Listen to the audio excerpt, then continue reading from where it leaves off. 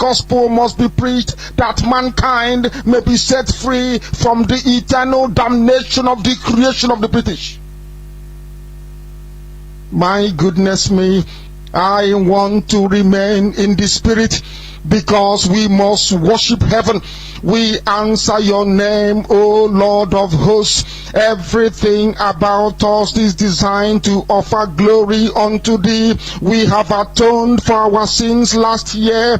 This very year we have not only atoned for our sins, we have spilled, we have shed blood, they have shed our blood. We have let our sacrifice be made unto thee. Even on the 30th of August, as we are being felled by the bullets of the enemy, by the workers of iniquity and of darkness, we remain very strong today to beckon upon thee, to ask you for your mercy and for your grace, to ensure that your kingdom is restored upon the face of the earth, that you can bring your healing hand to bear upon the life of those of them that you created for one singular purpose, and that purpose alone, which is to worship you in truth and in every honesty. Is there any way that we have erred? Is there any way that our ancestors may have sinned? We confess before a congregation of the whole of humanity to ask you, O Lord of hosts, to have mercy upon us. You must have mercy upon us. We have suffered enough. We have been subjugated enough. We have been tortured enough. We have been imprisoned enough. We did not do these people anything. Our only crime is to answer your name. Our only crime is to be born your children. Our only crime is to excel at everything that we place our hands into. Our only crime is to exhibit your glory and your blessing, which manifestedly is upon our lives every blessed day. That is why they want to kill us. That is why the British want to join those of them who don't know you to destroy your creation and your inheritance. You will not allow shame to befall your name. You will not allow the enemies to triumph over the lives of your children, because you created us to exist, to worship, to honor, and to praise you. That is exactly what we are going to do when this Biafra comes. It will come in truth and in every honesty, because we remain every blessed day believe whiter than white and whiter than snow. Is there any way that we have sinned that you cannot forgive us our trespasses, to enable us to fulfill your own word, which was spoken thousands of years ago, that instead of what you promised not to come to pass, that heaven and earth will cease to exist? You opened your mouth to bless mankind to the coming of Yahweh Yeshua, who came here and said, let your kingdom come on earth as it is in heaven. Those words can never be in vain, because they are anchored upon your holiness and your magnificence.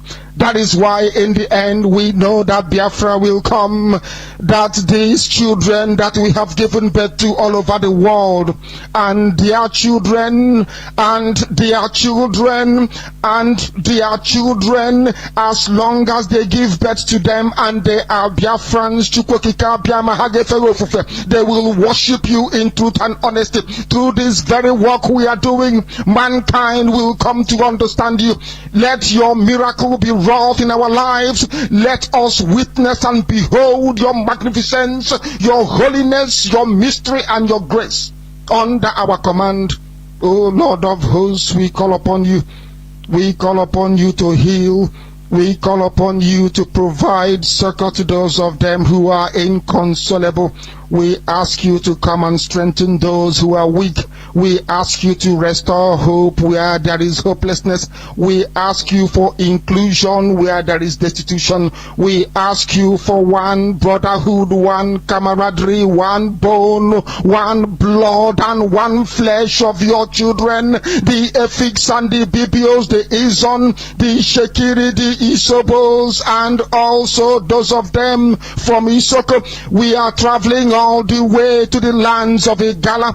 We are moving on from there to Idoma, to Igede, to the territories of the Igbo land. All these places we dedicate unto thee. All these lands of yours, we ask you to cover it with your mercy, because Biafra will come, and when it does, we will dance on the streets. I'm telling you, by the time that we are done, humanity will think that we are mad, we are drunk in your glory, and rightfully so, because your kingdom will come to rest upon this very earth. That very kingdom is the unadulterated, non-negotiable sovereignty of the Republic of Biafra, that your will may be fulfilled in our time. All this we pray, all this we ask for, in no other name apart from that name that belongs to you.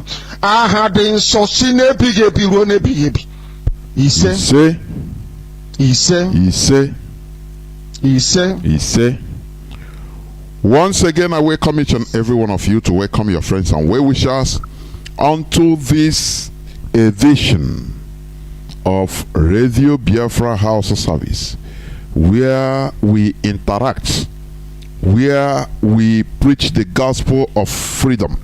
Oh yeah, Ozioma Chineke, the real gospel. This is what we preach here, instituted by our leader, our indefatigable leader, Mazi Nnamdi Kanu, who is still in the enemy dungeon. In the next 4 days, he will be appearing in the Nigerian court. We all heard what the impostor said to Boris Johnson, the British PM, Prime Minister. It is for you to understand that what they are doing in the court is just, just window display. People don't understand what democracy is about. They think it's only electioneering, rigging votes, putting on polling, registration centers in Niger, Chad, secret ones, where they give every Fulani and others, even Hausa, from other parts of the Sahel region, apart from Nigeria, give them Nigeria PVC, bring them in to vote. They are being paid for that, mind you. They are being paid for that. Real democracy, separates power. Is a separation of power. It separates power from the executive, the legislature, and the judiciary. That is why, like our leader used to say, if you see any person that says he's an intellectual, a Nigerian intellectual, bon yarson. What even Nigerian intellectuals per se should be questioned for, should be asking for, is not a blowing long grammar. To standardize institutions, real democracy, but they don't do it. Instead, they even become instruments of rigging election for people that don't know how to read and write even. That's very sad. The impostor said that our leader is insulting Nigeria, that he should suffer for it. There is no outcry. This is a so-called democracy where the executive is separated from the judiciary. But no, the executive controls everything. I played this before, and let me repeat it, please, for your information. This is coming out from a Yoruba man. Please listen. Let me say it again for you to understand. Let me play it again. Any Nigerian who is still hanging around waiting for 2023 to change Nigeria is a fool. Line 20 Daily Faro me up and ask them to become president of Nigeria. 20 of me, 20. Multiply their brain power by 10. factor of 10, and then force them to operate the 1999 Constitution with the governance system that is enshrined in it, we shall fail spectacularly. The problem of Nigeria can never be resolved by personnel changes. The system is designed with impunity undergirding it, and it can never deliver anything positive to the Nigerian peoples, be those Yoruba, Hausa, Igbo, Fulani, whatever they care to be. Make an Igbo man president of Nigeria in 2023 and force him to operate the 1999 Constitution. Complete waste of time. Indi Igbo will continue to suffer the brunt of the wickedness of the Nigerian state. Do you hear it? The problem is not to change a person. If you want to bring a dwarf, or bring an angel, or bring the tallest man, or the most intelligent person, even bring spirits to come and rule Nigeria, it doesn't mean nothing. The system, do you hear it? The system is designed for failure. The designation is a system. It's not something personal change, a personality change that we solve. It doesn't. Anyway, let me not preempt, please. Let me continue. So, you all now see that what is going on in the Nigerian court is just a shenanigan. You understand? We are the executive or the chief executive. The impostor is meddling directly to tell you, he's telling the whole world that the Nigerian judicial system is a farce. That the executive is in complete control. Do you understand? But the so-called intellectuals, they don't hear this message. They don't. They are deaf. They are deaf to this message, direct message. You know, here we bring out facts for you to deal with. It doesn't matter how bitter it is. Therefore, I welcome each and every one of you once again on today's edition of Radio Biafra HAUSA-SERVICE, coming to you through Radio Biafra London. Today is the 24th day. Today being Friday, the 24th day of June 2022. Do not miss tomorrow. We shall be on air. I am Wada Marian T. Heather on our weekly discussions on religious issues. Please do not miss it. Before I continue, I will dive into some headlines that make news today. Okay, as we all know, the same impostor, he said designate IPOB as a terrorist group. Buhari tells Western allies. All is desperacy. The whole world know that we are peaceful movement, people that have been wronged. Only that our foolishness and greed of our so-called elders. Do you understand? Our so-called elders, only our foolishness, greed, selfishness that made us to, tend to forget our past. The killings, the slaughterings that we underwent. The apex was 1966 to 1970. 1966 to 1970. They just want us to keep quiet, put lid on everything, and after everything will be forgotten. Even sometimes people before IPOB, people will be asking, are these Biafrans, are they real human beings at all? Why did they keep quiet? Upon what happened to them? I saw a documentary, I will play it, but not today.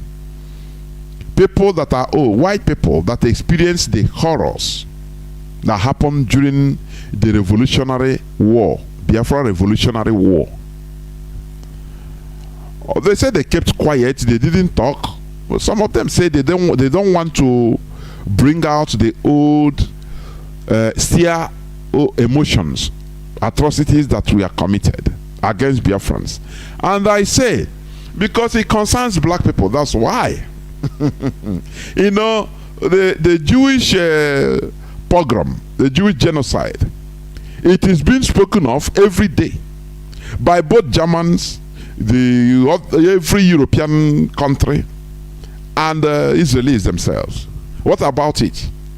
Why didn't they keep quiet and say, let's move on? Let's move on. Let's move on. Going to abyss. Forget about the past. How can you forget about the past? If you're a human being, you shouldn't forget about the past. Because if you don't remember the past, you will not know where you are heading to.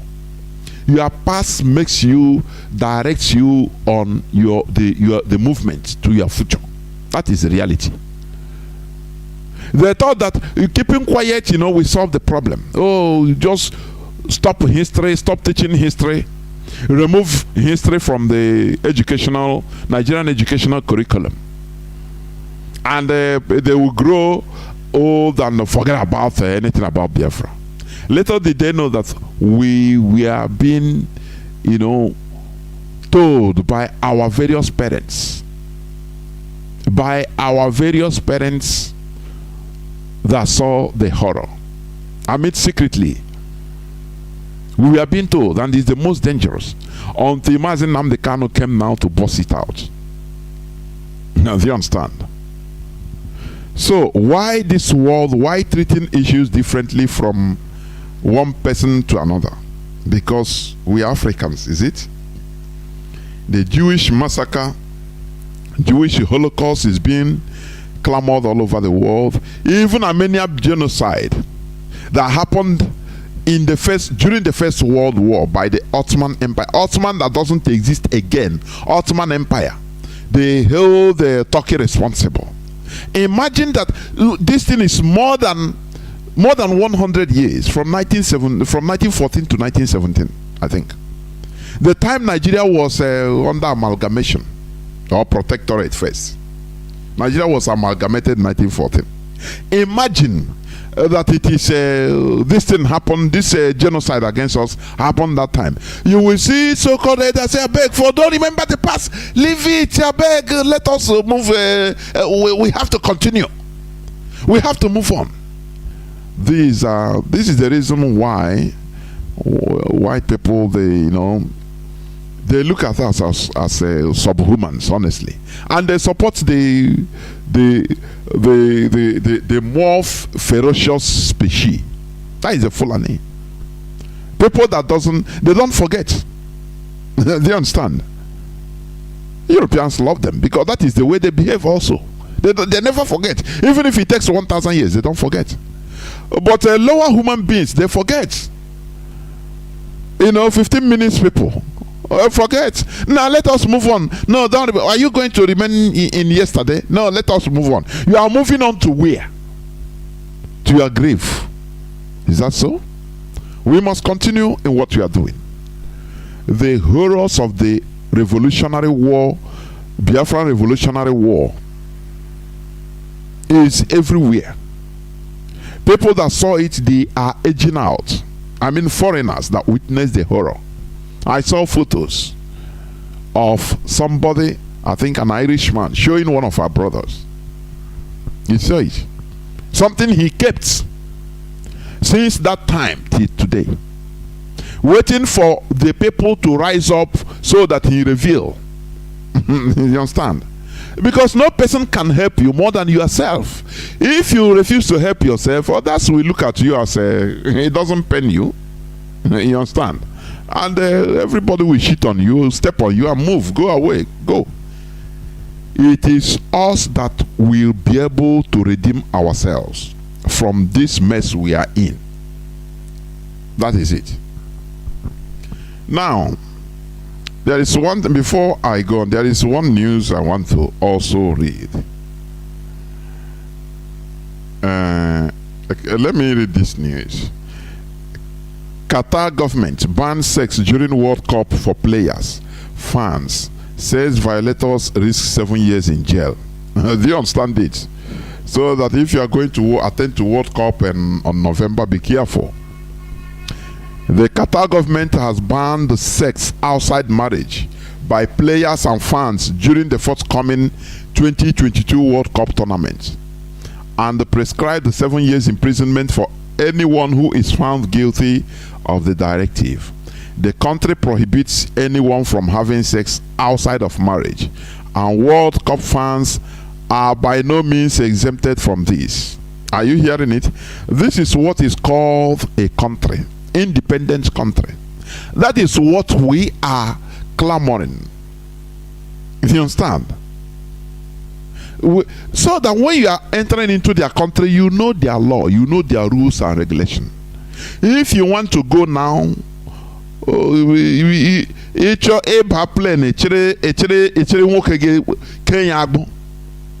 otherwise you find yourself in a place you cannot even think about.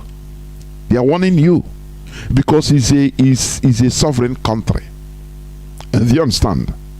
You cannot say, no, I want to take my own decision, my own tradition, go there. No, it's not allowed. This is only thing we are asking for.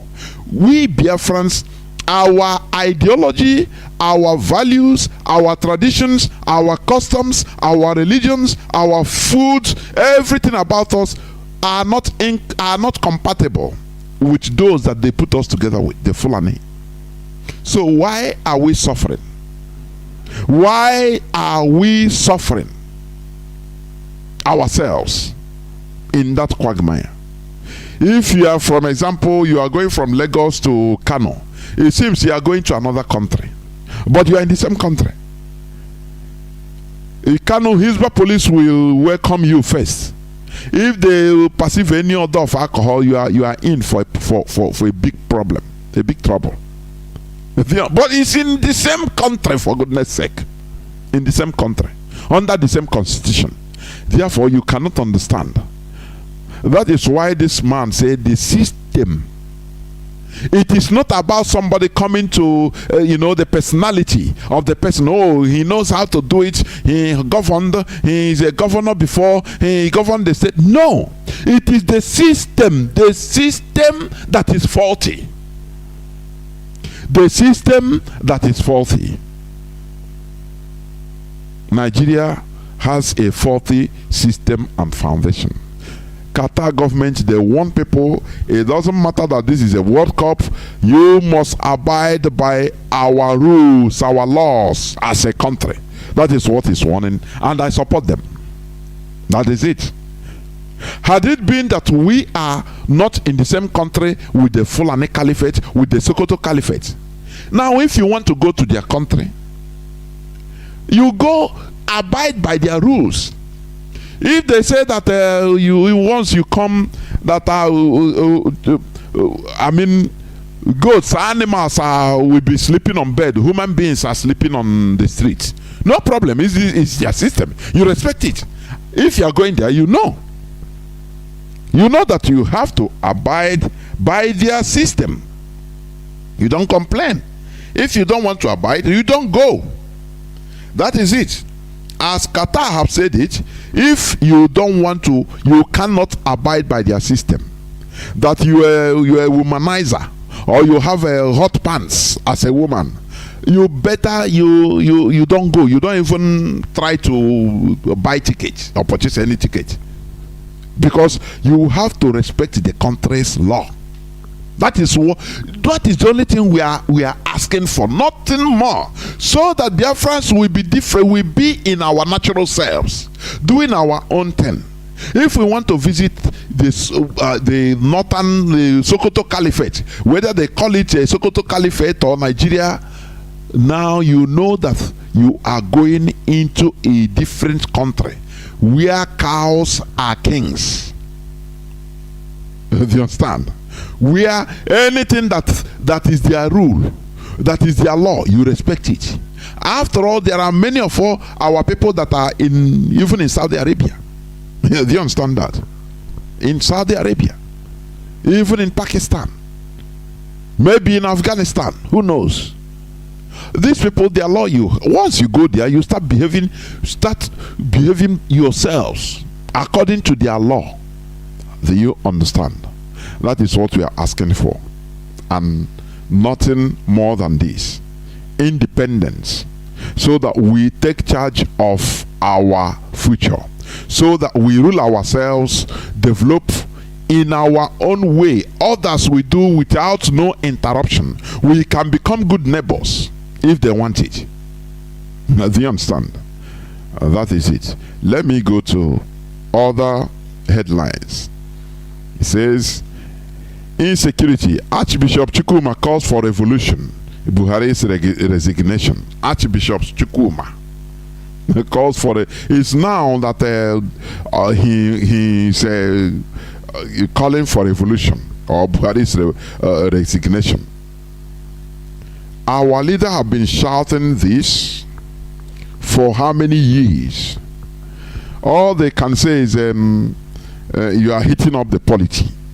When you say the truth, they say you are hitting up the polity. You understand? Today, everybody is facing the reality. The clergymen, they are not spared, because now the Fulani terrorists, they now understand that there is much money in the church. They understand? Once they were able to kidnap somebody, a bishop, and within 24 hours 100 million naira was coughed out. What do you want them to do? What do you want them to do? Imagine that the man, the bishop, of which I'm not soliciting for his death, everybody have right to life.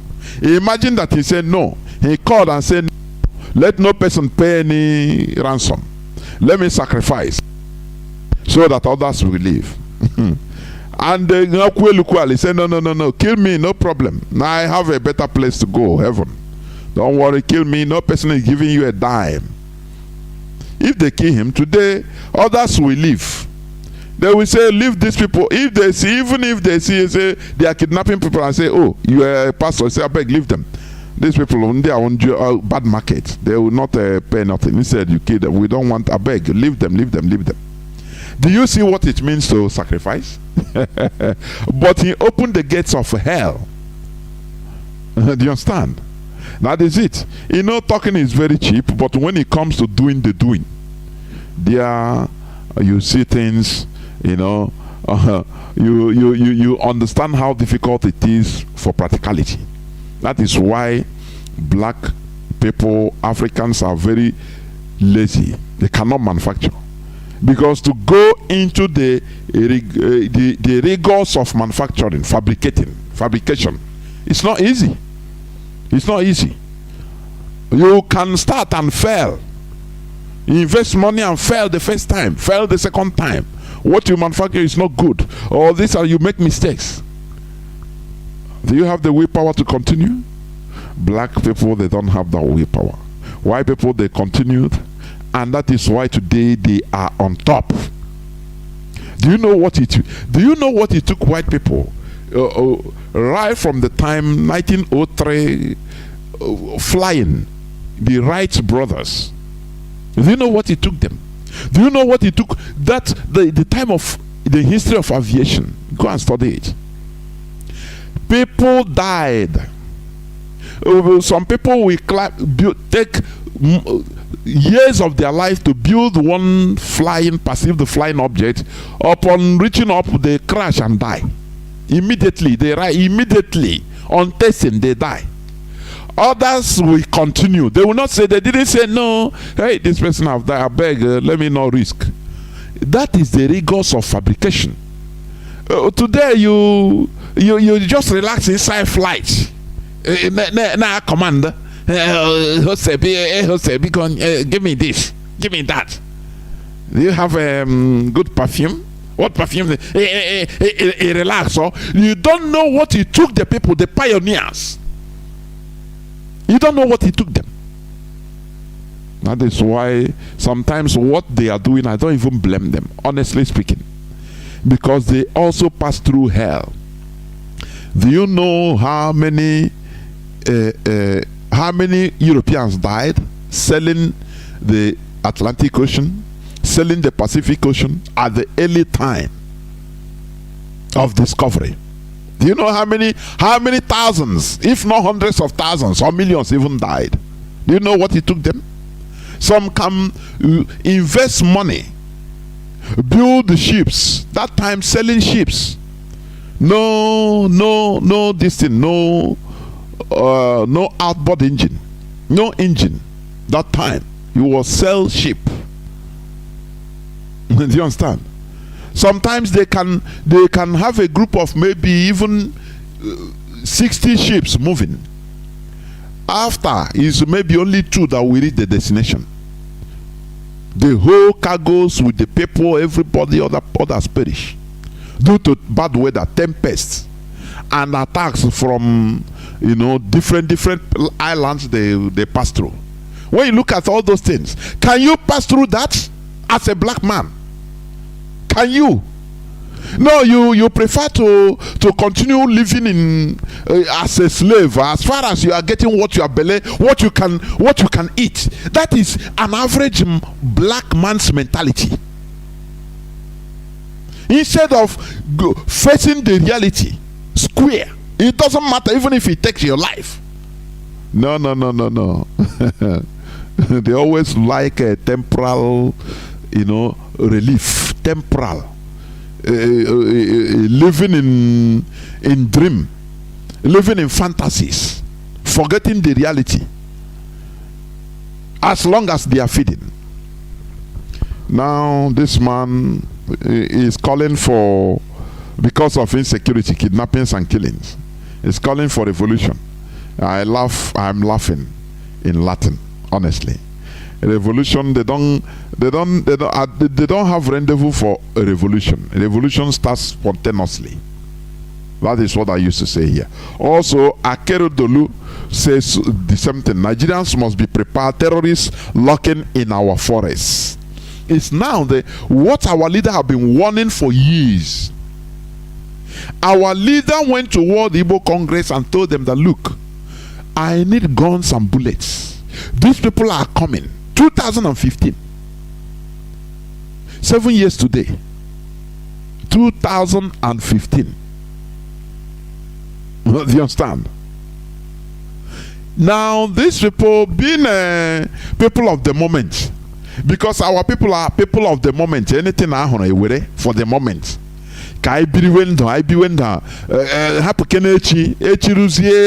Tomorrow we think about itself for you. This is where they quote always. Don't think about tomorrow. Tomorrow we think about itself for you. Whereas the white people being enlightened, if you want to call them New World Order, if you want to call them any name, do you understand? Call them anything you want. They think about more than 200 years coming, because that is how it should be. Hold on, I will be right back.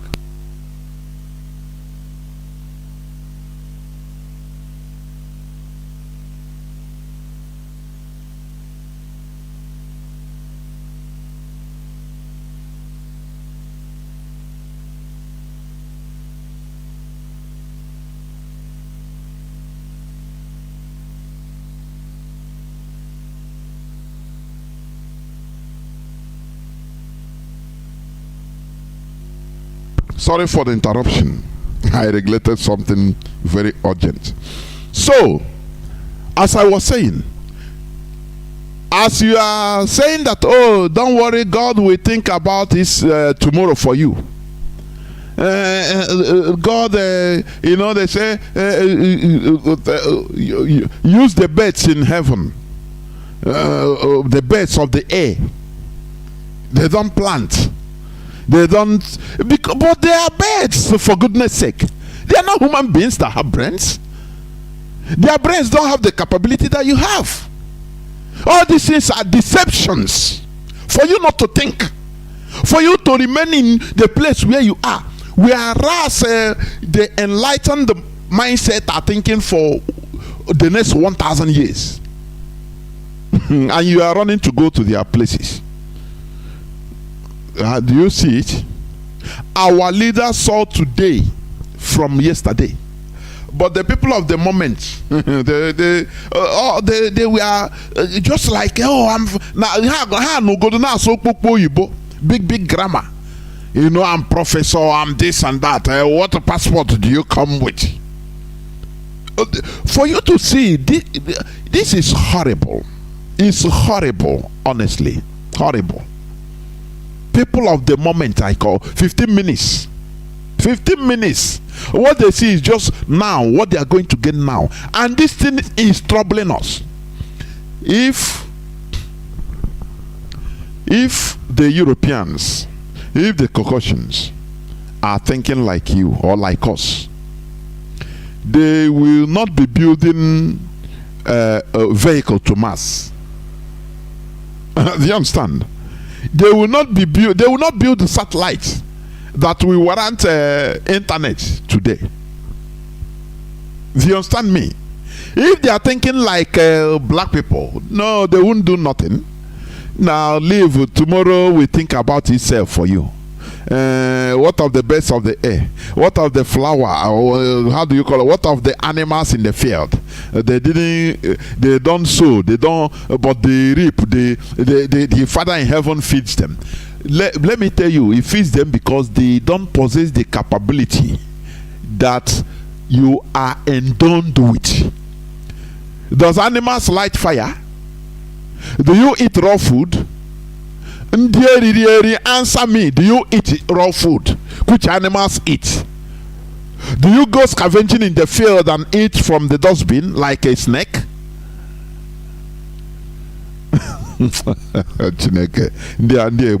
Honestly, but we are liberating ourselves from this rubbish. You see all these things they quote, and after you use it in order to safeguard, continue your stupidity. We are gradually going to be dismantling them one after the other. It doesn't matter how you think about it. Do not compare yourself to ordinary animals. You are an advanced animal. If you see yourself as an advanced animal, you should rise up and behave as an advanced animal you should be. You understand? Stop referring to yourself to birds of the air. They don't sow and they don't cultivate, but they eat. Do you have wings like them? Do you go on eating any raw maggot you see? You eat. Fire you are lighting. Is it not fabricated? Matches is fabricated by man, by the same brain. Now let me not go there, please, until tomorrow. We must continue what we are doing. Akri Dolu, he says Nigerians must be prepared. Terrorists lurking in our forests. It's now they know. Our leader saw this. That is why he warned our people. He even cried, shed tears, laughed anyhow, in order to tell our people, convey the message to the governors in our land for them to take action, because the Fulanis are coming. No person listened to him. They say it's a propaganda. He's heating up the polity. Now he went to the extra length of doing something about it, forming Eastern Security Network, ESN, to be staying in our forest, to protect our forest. This is, somebody that has foresight, somebody that saw the future from yesterday. He knows that they will occupy our forest. That is why ESN now started waiting in the forest with the little resources he gathered, because no person had him, no person cares. He was a lone voice singing or shouting in the wilderness. Today they are now telling you, Nigerians must be prepared. The terrorists lurking in our forests.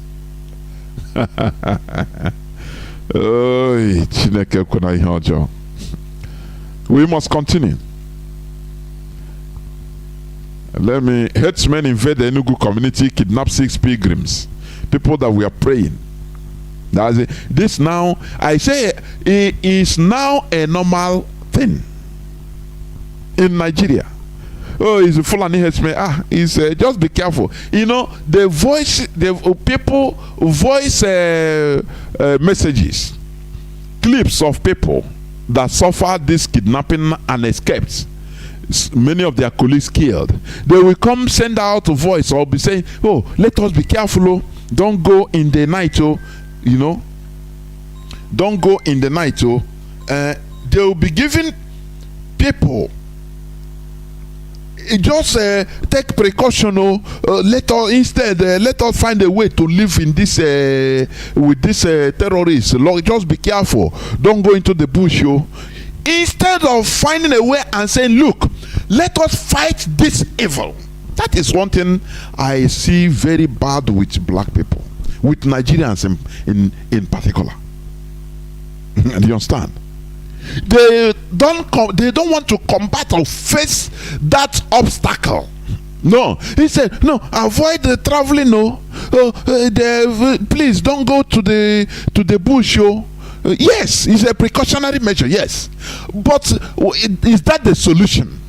That is what I used to. If I listen to all this, I say, is this the solution? They are inside our forest, so you know it's God that made me. I paid my ransom 30 million and they released me. But hey, be careful so that to save yourself. He will not even rise up to boldly ask and say, it is time for us to rise up against this evil, to give courage to people to rise up. No. Oh, cool. The 10 spies out of the 12 spies sent to Jericho, according to the biblical story, 10 of them came and saw what they saw. It's real, it's true. You know, reporting there are ways of reporting. You understand? One can give you courage, whereas the other one can make you be in short, you become water or you melt. The two of them are reporting reality, but this one will tell you, oh, the 10 spies, hey, we saw the Anakim. They have 6 foot, 6 toes, I mean, in 1 foot. Hey, their foot is bigger than us. So what are we going to do?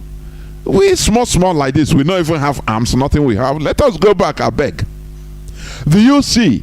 What they say is real, is truth. That they have giants is truth. Whatever they say is truth. But the way they report it melted the hearts of the people. Do you see it? But people like Mazi and Nnamdi Kanu came and say, yes, we have these monsters facing us, but we can handle them. Be courageous, be consistent. Don't allow Igbo presidency to swivel you. That is a man. You understand? Others can say, hey, nah, there's nothing we can do. Oh, these people, hey, where are you going to handle them? Yeah, we'll kill everybody now. Like Father Arinze, Bishop Arinze. If the man, you are powerless in the presence of them, so cool down, serve as slaves. Any day each of you just die peaceful deaths instead of rising up. Do you see the two reporting?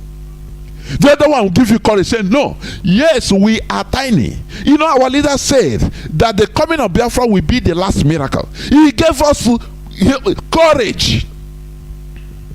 Do you understand? He gave us courage. He didn't belittle our fight. He didn't belittle our opponents. Yes, they are giants. Yes, they have. He told us everything. Now, the caliphate has a budget of more than $30 billion. How much do we have? Our defense fund, he put that one in permanent rest. When everybody was shouting defense fund,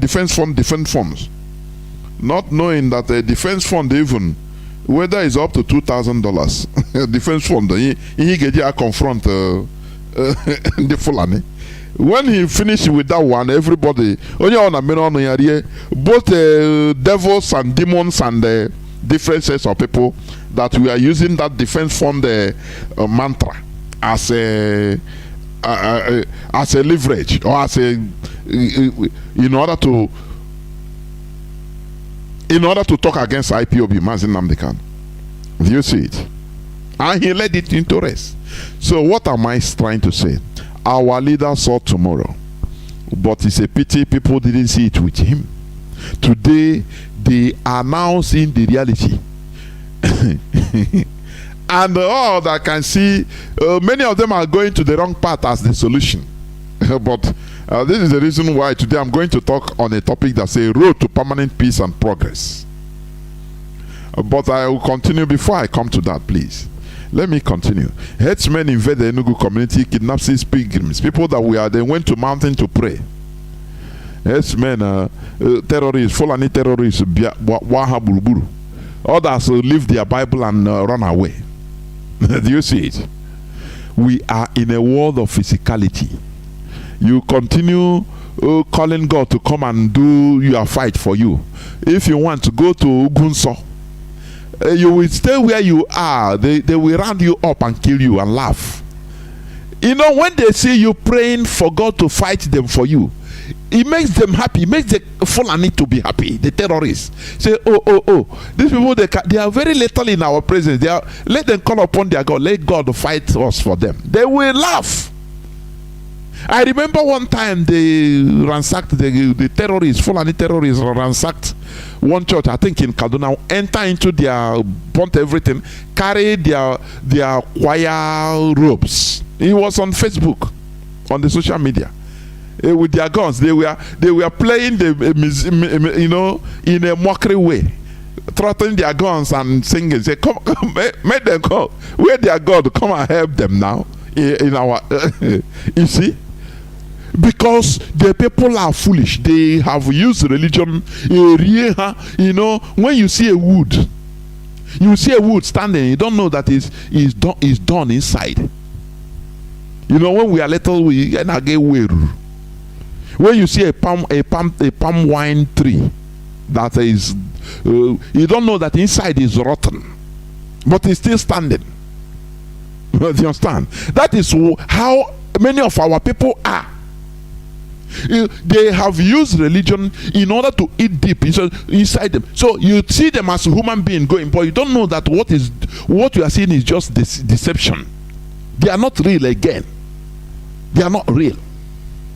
You are praying for God to help you or to kill the terrorists for you. The terrorists are happy, telling you, don't worry, continue praying. Let God do it for you. For you. They are doing the doing. Practicality. Do you understand? Our leader tried to match them. Only that the people he was clamoring, you know, sending messages to, sending signals to, they say, oh boy, this man said, are you crazy? Fulani, where are they? So we give you guns and bullets. And the World Igbo Congress responded and said, no, we are not giving you. We are in a good Nigeria. So forget it. Attacks on Christians look like Nigeria state-sponsored terrorism. Opaque to Buhari. Opaque to Buhari. Now, all these are just statements on newspapers. That was on June 22nd news. Attacks on Christians look like Nigerian state-sponsored terrorism. Opaque to Buhari. When we shout it here, it's now you people are, it's looking like. Don't worry, let it continue looking like until everybody will be killed. That time you understand the reality. No, it's looking like. This is the time for reality. Do you understand? Let me rush it. Ohaneze cautions Buhari over call on US UK to proscribe IPOB. Yes, it's on the right path, but it's the same Ohaneze that first with the governors in Biafra land proscribed the IPOB first. They opened the floodgates. They invited Python dance 1, 2, 3, 5, 6, crocodile tears, all. Now they have, when you sell your brother, it's just like during the starting of slavery, slave trading. They deceive our ancestors, or you both deceive them into selling their criminals to them. Just make some money. You get some schnapps, and in exchange of your criminals, give us your criminals, and they accepted. They don't know that they are entering into something that they cannot control, that will affect them. That even sometime now, some of them, because of the inducement, the financial inducement, even some of them that started it, they become sold by themselves, because it becomes now any person, the tug of war everywhere. It started affecting everybody. That time they could no more stop it. It became a global issue. Something they started just say, that is why no matter what, you see your brother, you choose your brother over a foreigner. Don't allow foreigner to intervene. It doesn't matter how you and your brother were fighting, even bloody. Do not allow foreigner to join each side. Even if you are killing yourselves as brothers, you see a foreigner want to side one person, do not be gullible enough to start explaining to him, he is my brother, he's an idiot, let us kill him. You join the foreigner to kill your brother, it will affect you later. That is wisdom. Now, do you understand? That is wisdom. Haneze that is cautioning Buhari, which is also good, but they forgot that they are the people that's invited, proscribe these people. Cartel Mazi, kill him before he start a problem everywhere. Kill him, he's heating up the polity. They invited foreign, they are the people that invited this caliphate in order to kill us. Today, now they see that the thing on her is affecting everybody now.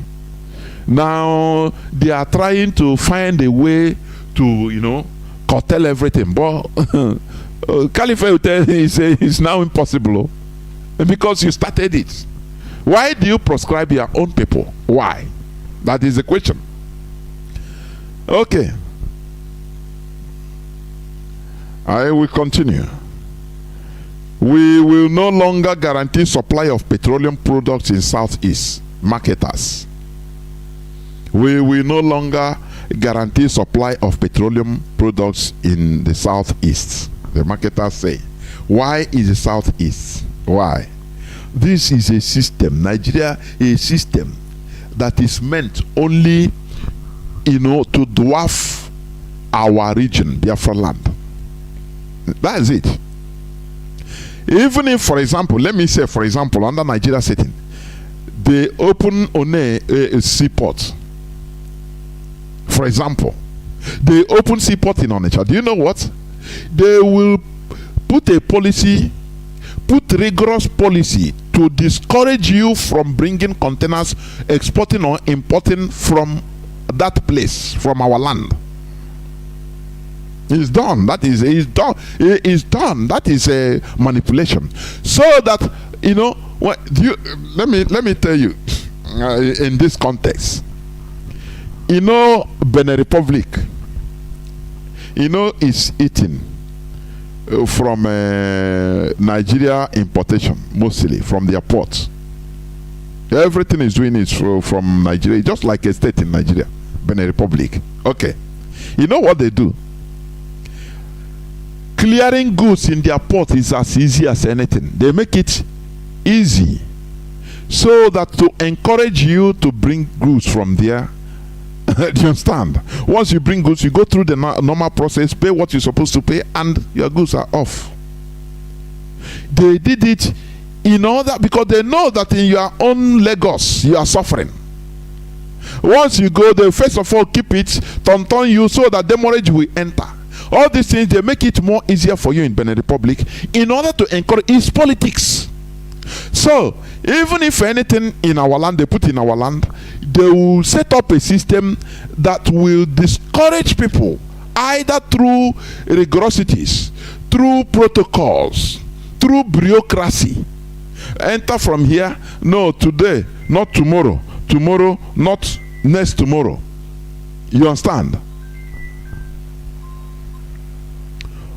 So that they will start, you now start being discouraged. Another time you say, oh boy, I'm not passing here again. No, is a system, is a something carved out. You understand? So that is the thing. That is the thing. You understand what I mean? It's a system. Now they say we will no longer guarantee supply of petroleum products in the southeast, but other regions, everything will be going. They make it easier for them. The same way, if you are coming to Biafra land from Lagos, you pass uncountable checkpoints, customs, civil defense, everything to discourage you.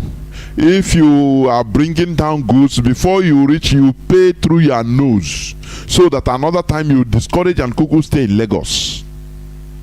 Do you see? That is one Nigeria for you. If you are saying all these things, many people will not understand. They don't understand what Nigeria means for us. Today, the marketers are saying that within small time, they will no longer guarantee supply of petroleum products in the southeast. Now you see the solution. Our people will be saying, oh yeah, go to Kogi now. Go there, it's easy. You know, our people, we like very easy way. No, go Lagos. Everything is better there in Lagos. Oh, my brother, live there. Come here, brother. It's the best. Okay, no, Kanu now is good. Oh, come. You think it's the solution, because that is what they want us to be doing, to be running away from our land. Our land, they make things difficult there so that, or they can lie on our chair also. This is what they are doing. And last but not the least, on the headlines, everybody have known, Ike mother and wife. This is what they do. Britain, this is what they do. Britain is not in the zoo, like in the zoo.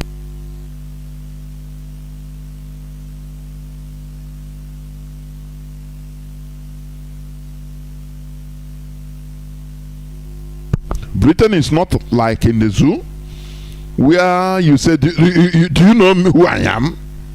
I was a son. I was the chief executive officer of it. I was a Senate deputy speaker of the Federal Republic of Nigeria. Let him go and even they denied him bail. Do you see what they do? It's very, very sad indeed. They will use innocent, desperate, poor people in order to be shining. Oh, I will do your visa to England, don't worry, but hey, you don't know he's going there. You will donate your kidney. Say no problem, because he's desperate. You go there, and the rest is history. He's in jail in the United Kingdom. It's a pity. It's a pity for him. But zoo is not in Nigeria. Let me tell you, even the you see the Alhajis, the Fulani, the Hausa, what they used to do. Because when they will talk about it now as it's an Igbo. Let me tell you, these people, why there is what they call blood money. That is how they call it in Arabic. In Mecca, it is the Nigeria pilgrims that made Saudi Arabia to cancel paying that blood money. What does it entail? If you come with somebody, any person that have accidents there during the Hajj pilgrim in Saudi Arabia, they will pay very big amount of money to the next of kin, the family of that person. Any person that dies of accident in Saudi Arabia. Before it was like that, but let me tell you what they used to do. Let me tell you, Any Alhaji that want to go to Mecca, you know what they used to do? Because children are brakata now for their land in the name of Almajiri. All of them are, they are roaming around. They want the bunches of them. They don't lack them. You understand? So one Alhaji will carry maybe 6 children. Prepare passports for them with his surname. They used to answer the same surname. Dan Kaduna, Mohammed Dan Kaduna, or Dan Kanu. He will take them as his own children. That is what he will declare in the passport. They will answer the same name. What I'm telling you, they are hearing my voice. They know. Sometimes they will say, how does these people get this information? We know. We're everywhere. You understand? So, do you know what these Alhajis used to do? Because in order to receive this blood money from Saudi Arabia, now, one Alhaji can go to pilgrimage, pay the ticket of maybe 5 children. Street Almajiri is on there. When you gather children, say, I will pay your ticket, we go to Mecca. They will not even sleep for 1 month before going, because they will be excited. Not knowing that he's going there to use them to get money. Now, once they reach to Saudi Arabia, Saudi Arabia, their roads are too big. You understand? He will carry them. Maybe 5 of them, let's say 5 of them, or 7 of them. He will carry, these are his children. They will, Assalamu alaikum. Why crossing big road, the triple, quadruple lane, where cars are running 100 and something kilometers per hour? He will cross one with 3 people. He will carry 3 in the hand and cross. Tell the other ones, wait. Now, reaching the other side, he will call the other one, hey, come. Mona, come. Children of 8 years, 9 years, 10 years, what do they know? How to cross road. Before you know, 2 of them, motor will hit them, boom. And he will cry more than anything. Oh, these are my children. Oh. Hey, whoa. In Saudi Arabia, this thing, just check what I'm telling you, it is reality. Now, people will get and say, oh, look at this poor African. Oh, he will cry and he will sign.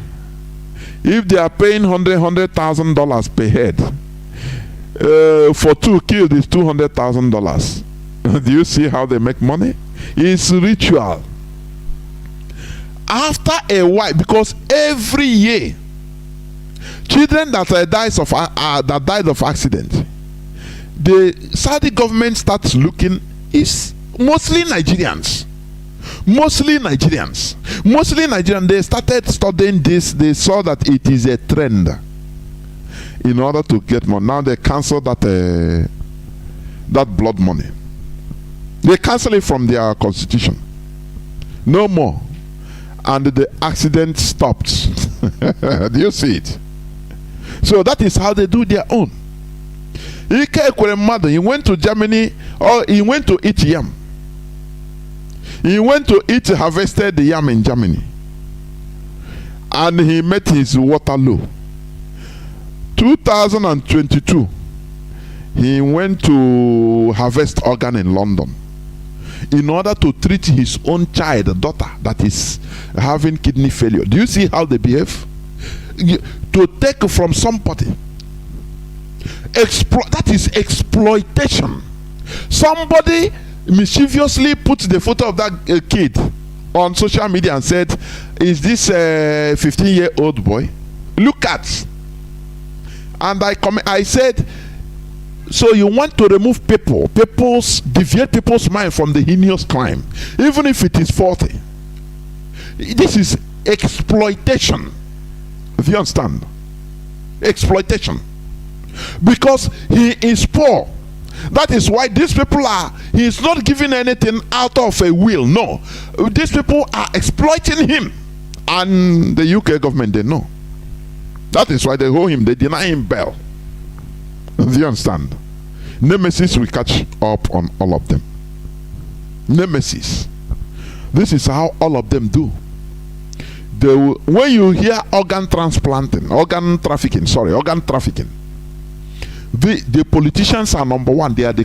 Have you forgotten 7,500 plus pennies? I think last year, being found inside a container in the China port, seaport, coming from Nigeria, fresh ones. All that Nigeria, immediately the Nigerian government come out and say, okay, we will investigate. Don't worry, we will bring our investigate. Who cares? What is that investigation today? What is the result? 15 minutes, people. What is the result? Does anybody come out to clamor? These are more than 7,000 souls, males. Mostly they are Biafrans. I can tell you that we are harvested. These are one out of myriads that are seen. This is why they send out the Fulani foot soldiers, the Fulani terrorists in our land to kill us. They said many people hostage victims. They said it, kidnap victims. That they tell them, hey, if you cannot pay, we will not lose. We just slaughter you here and take out your organs and call people. They will come and buy it now. They will send us money immediately. So what are you talking? Do you see it? This one, he cannot. He couldn't have taken the organ to UK. So he better carry the person. Carry the poor boy, go there so that they will do the needful. They are cooling off in the United Kingdom jail today. No matter that it is paradise compared to Nigerian jail, but confinement is confinement. Prison is prison. Humiliation. For the whole world to understand that Nigerian politicians are demons. I say they are demons. So vampires sucking the blood of the people. They are the real demons. Referendum Loma said it. That people are praying to casting out demons, whereas you are living with demons. When you see the real demons, the politicians, you clap for them. I tried to check for that clip, but they have removed it. I know it's pressure from politicians, because you don't dare talk against them. In Nigeria, they are the gods of the land. They tell you don't remove this thing. They will use bishops, the higher bishops, tell them, hey, you are entering into politics. Remove it. And he pulled it down. He had pulled it down. Unfortunately, I used to play it here on Radio Biafra, but I didn't record it. I didn't record it. And any person that have it, please send it to me. I love that. I always like to be playing it. But of recent, I checked it. They have put it down. That place, that Father Uloma of Abuja Church, he said, stop praying, casting out demons that you don't see. You are beating about the bush. You are living with demons. These are politicians. Thieves, they come to steal. If you have that clip, please send it to me. I love it. Every time I want to be playing it. Because these politicians, they are the demons. They exploit. That is why they want everything to continue like that, so that they will be on top. You know, when their kidneys are failed or their children, they will go and they have many people that they can give even ordinary $1,000. They will give their kidney. Do you see it? As I had in Zimbabwe, they are selling their toes. Selling their toes. This is what a failed system brings. These politicians, when you say, if you are in the church casting a devil, I bind you, you are wasting your time. There is no devil you are binding. The politicians are the devil you should be binding, pursuing them, cutting off their neck. If you come out and say he will pay money, and they what do they call him? People will still gather to applaud him. Demon, people that are sucking the bloods of everybody. Look at it. If not, it takes UK, United Kingdom, in order to do what? To expose them. Otherwise, honorable. You'll be calling them honorable. Honorable. Don't worry, a time will come, these people, anywhere they go, IPOB is there. How I wish that in the jail, how I wish that IPOB can find out the jail and go and visit him and tell him sorry. Just on by now, say, Oga Ekweremadu, sorry, I come to visit you in jail. I am a Biafra. I'm an IPOB family member living here in London. I had your misfortune. Now I say, make I come Kambia Kwenyenege. Okay? How I wish that some people will do that and visit him in the UK jail. How I wish.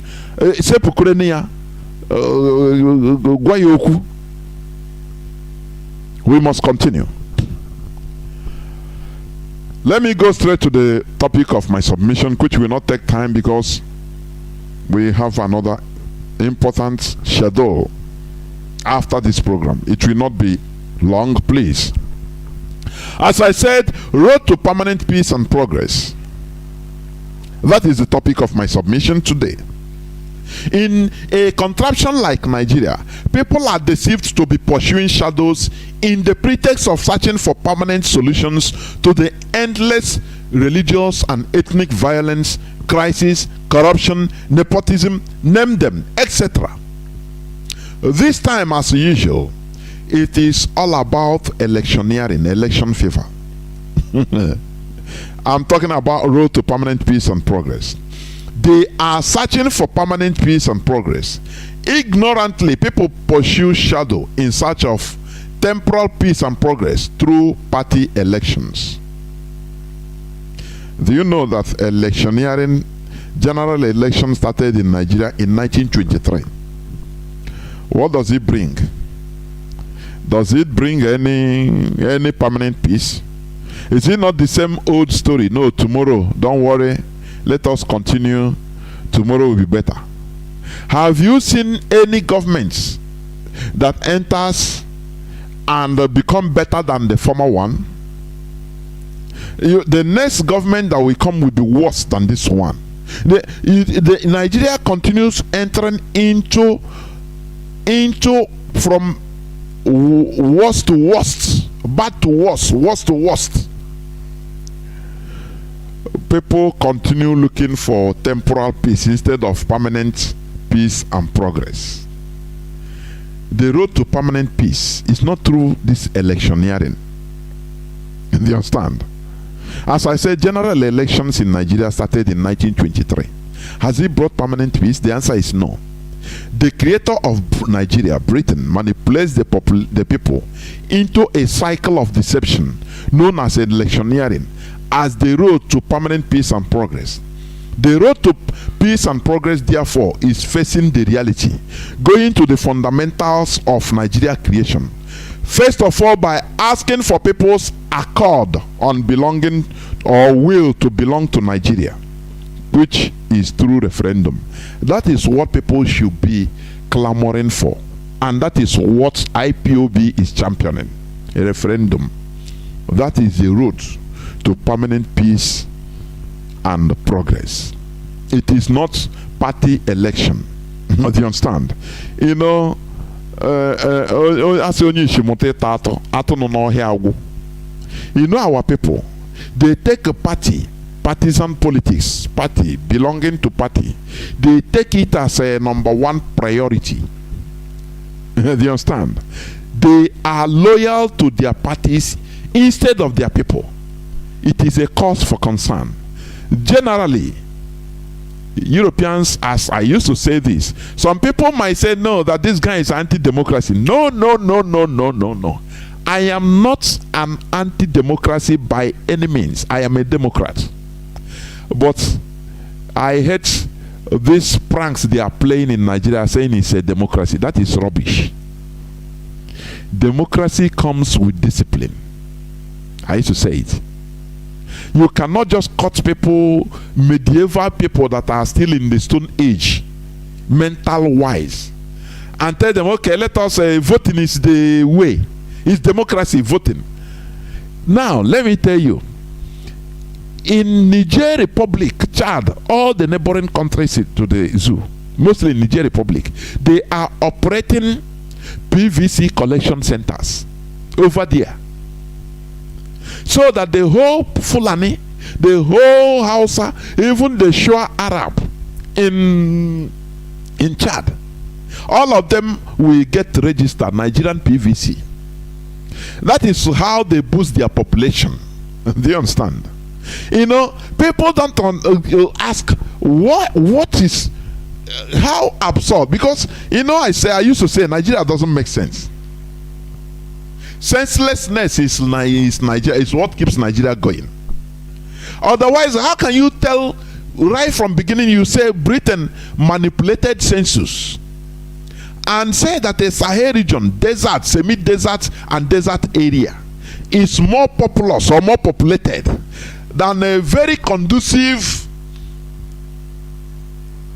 you know, equatorial forest area where life is bubbling. Both human beings and animals are bubbling.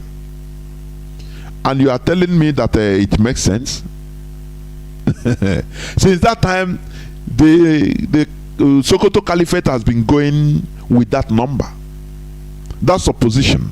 Britain gave them an idea that during this electioneering, you can bring people, the border is yours. You control your border. People from Niger, from Burkina Faso, from Mali, from Sudan can enter and sway your population, and you vote and carry everything. Every time you have to say that you are more populous. Do you understand? And that is what they have been doing till today. That is electioneering. So when you look at yourself and say that, look, Nigeria, vote, go and take your beef. I don't tell you not to vote, because it is your right as a Nigerian. But we are IPOB. We are telling you the facts, the reality. Road to permanent peace and progress is not through electioneering. There is no, I say, even Jesus Christ will come to Nigeria to rule Nigeria, he will become corrupted. It will be worse. Nothing can fix Nigeria. The only solution is what we are clamoring for. Give people a chance. The people living inside that enclave, give them that chance in order to at least express their opinion through referendum that we want to belong to Nigeria. You know, the formation of Nigeria, it was a trickish issue. Do you understand? Frederick Lugard used the Mazi Azikiwe, Nnamdi Azikiwe, the father of Azikiwe. He used him in order to trick the tribal chiefs into signing a piece of paper. He concoct something, and Obededom Azikiwe just, you know, the way we say we are smart, just to, once I form this country, you'll be in control, or your son, you make more money. You know, that is the thinking. And he go to Obongo of Calabar, say sign, he will interpret in, because they don't speak in the language. It's Obededom that speaks. Sign this is nothing, it's just to make, it will be a very big, good place. So sign, he will sign. The only person that questioned him was this thing of Bonny, the king of Bonny. You understand? Still an able man. That questions him, say, one now, this thing you say I sign, and just read it for me. Let me, before I sign, what am I signing? What am I signing? He still deceive him, say no, it's just to make sure that we are all together and this and that. And he said, okay, ask a today, what is happening? What is happening? Britain turned the tide, first of all through census, that people in desert area are more populous. In the northern part of the zoo, sometimes you can run for 100 kilometers, you will not see any house. After you see, maybe after 100 and something kilometers, you see a conglomerate of maybe 10 huts, small huts, and that is called 10 huts is a local government of its own. They count it. Maybe 10 families that are living there with a population of maybe 300 is a local government of its own taking Nigerian allocation. That is how the system puts it. And you think that the road to permanent peace and progress is through electioneering? You understand? Everybody now is intoxicated with vote for this person, vote for this person. I saw somebody wrote, you vote for P2B, this and on social media, and I read the thing. It's an Igbo man. I commented, I said, look, do you strictly believe that this thing will be the solution to our problem? This temporal 4 years or 8 years, let's put it. I gave him instances, because sometimes you know, when you look at how people are thinking and reasoning on social media, it sometimes irritates me. Not sometimes, it used to irritate me. Even if I say I will not comment, sometimes I'll just write something. I say, look. And do you know what the guy replied me? He said, bro, what you are saying is, I completely agree. But do you want us to die of hunger first now, before Biafra? This situation now, everything done scatter. So let us at least, if P2B come, at least that time we feed our stomach first. And I immediately, once I read his comment, I say, yes, this is an average black man. Temporal progress, stomach infrastructure, not looking beyond the nose, beyond the nozzle. All that matters to him is what he can get now. He doesn't want a permanent peace and progress. He doesn't want a permanent solution. What he wants now is something that will alleviate us now, for the meantime. Even if after that we become slaves, now, according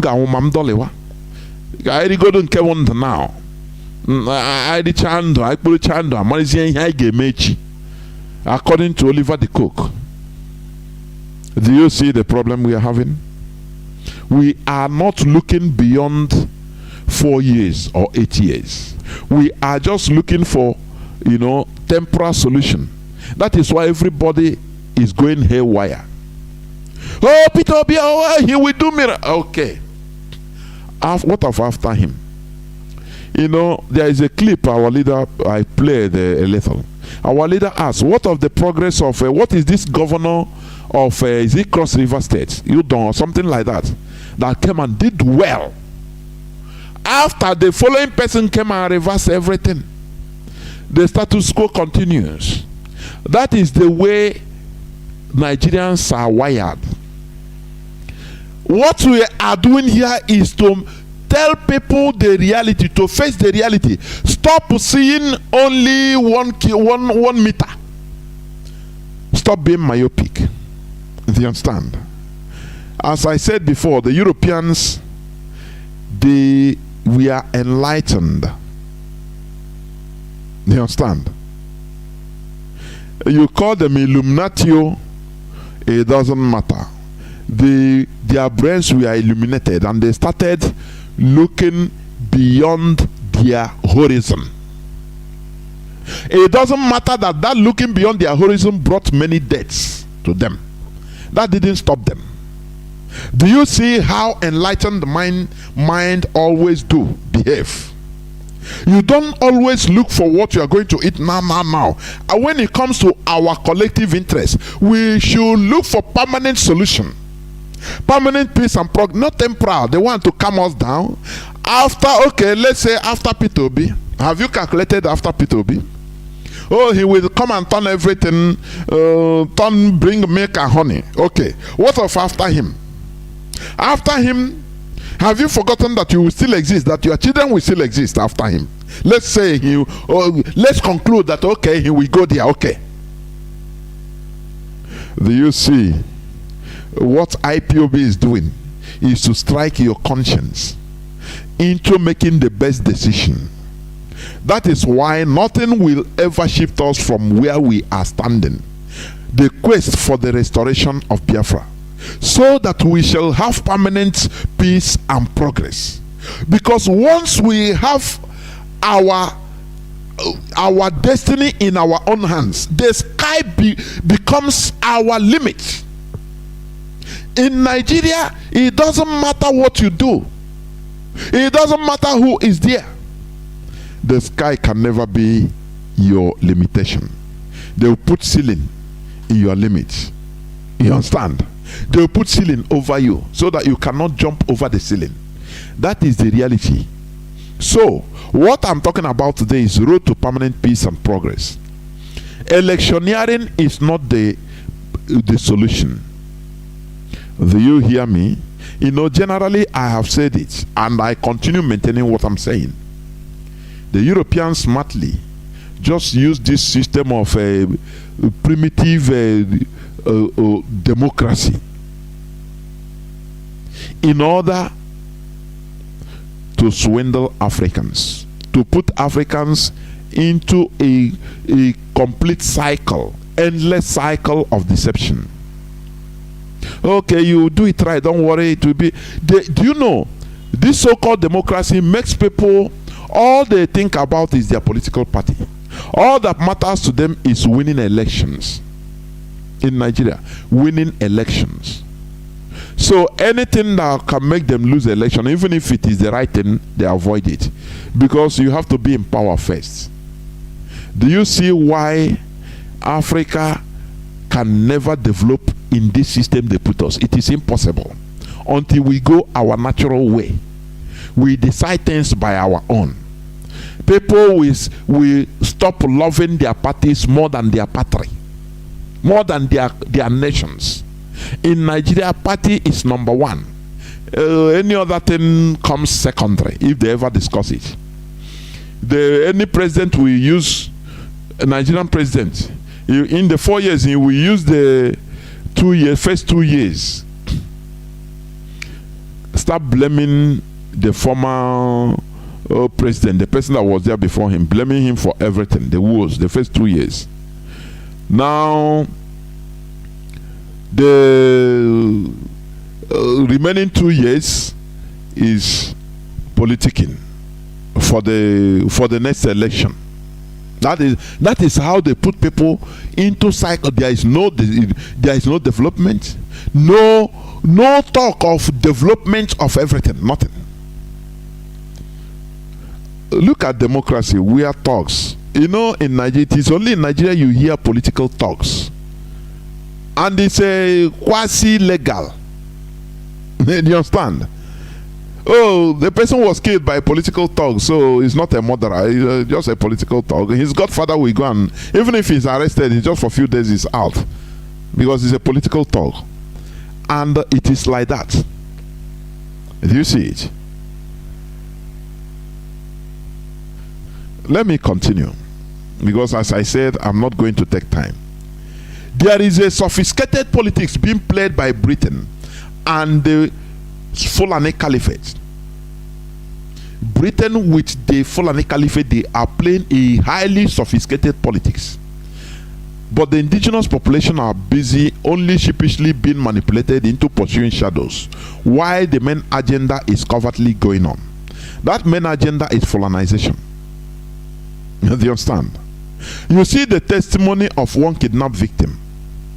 He said it, that in that axis of Logba, Okigwe Logba axis, that side, that the community there, they are complicit with the military, the police, of what is going on there. What they are doing is Abateke.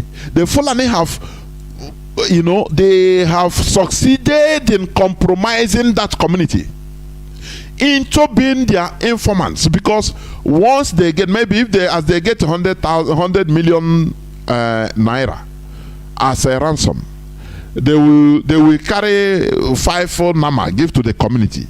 That is the way they conquer the indigenous people. This man's testimony, he said that the people there, they don't attack them, the community. They know, because they are all complicit. They are compromised. The Fulani have compromised them. You will see that the way they compromise them will be giving them nama. Maybe during Iriji, they will come and give them 5 or 10 namas, and they will kill and not attach Rasha. That is the only thing that warrants them to allow the conquest of the land. Do you see how they come? Do you see it? That is a very highly sophisticated politics. Whereas every other people are pursuing Nigeria. Oh, Nigeria, we are going to Nigeria, Nigeria. I hear Peter be somebody during one of his interviews. They asked him, "Are you going to restructure Nigeria?" The question was heavy in his mouth. He said, "No, there are some things that are gradual process." This man, how I wish he saved his energy for Biafra, because there is nothing he can do. All these things we have had it myriads of times. You can be good intentioned, but once you enter the Nigeria, chief executive office, you see the reality. Jackals and hyenas will come to you and open up. Now they will open the book of Revelation for you. Now your language will change, because how are you going to implement all those things? Are you going to be 1 million PTOB? You are only one person. When you want to nominate your cabinet, there the problem will start. They will give you people that are not merited to the chair. You say no, I cannot. They would now tell you they will frustrate you. They will lobby against your government. You can't get anything. All these things you are talking on this and that on air, they will frustrate. Didn't they frustrate Jonathan? A president now starts buying weapons through black market. Have you seen that before? He was reduced into smuggling cash, because there's no way, no place he can buy weapon to fight Boko Haram. No, they block everywhere. What are you going to do? And they are coming to Abuja. They block everywhere. They say, "Oh, they are the people that look at security. Boko Haram is a killing. The president is not doing anything." No, where president want to go and buy weapon, they block it. If they don't use the US this and that, they will use the United Nations. They block you.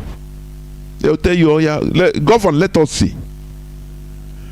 You want to put a meritocracy into your government, they will say you no. They will bring their people, say you must put this person.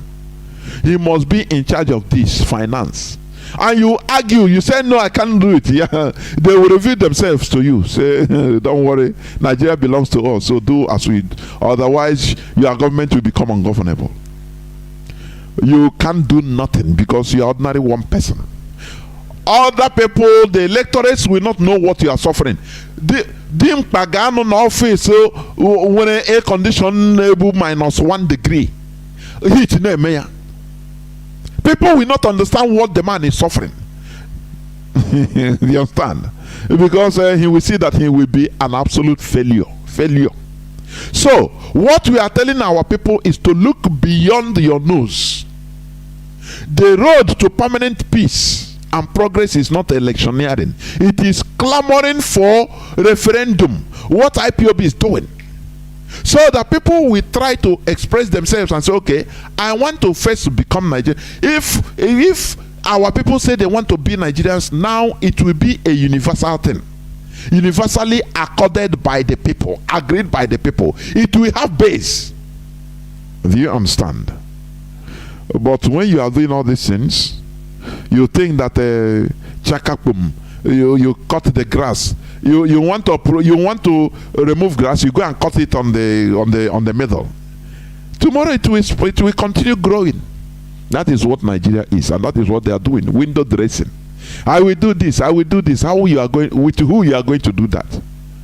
One sector of the population will frustrate you, and you will be frustrated until you get. You will have no choice than to start looting. All the people you put into there will start looting on your name. You become a failure, the total failure.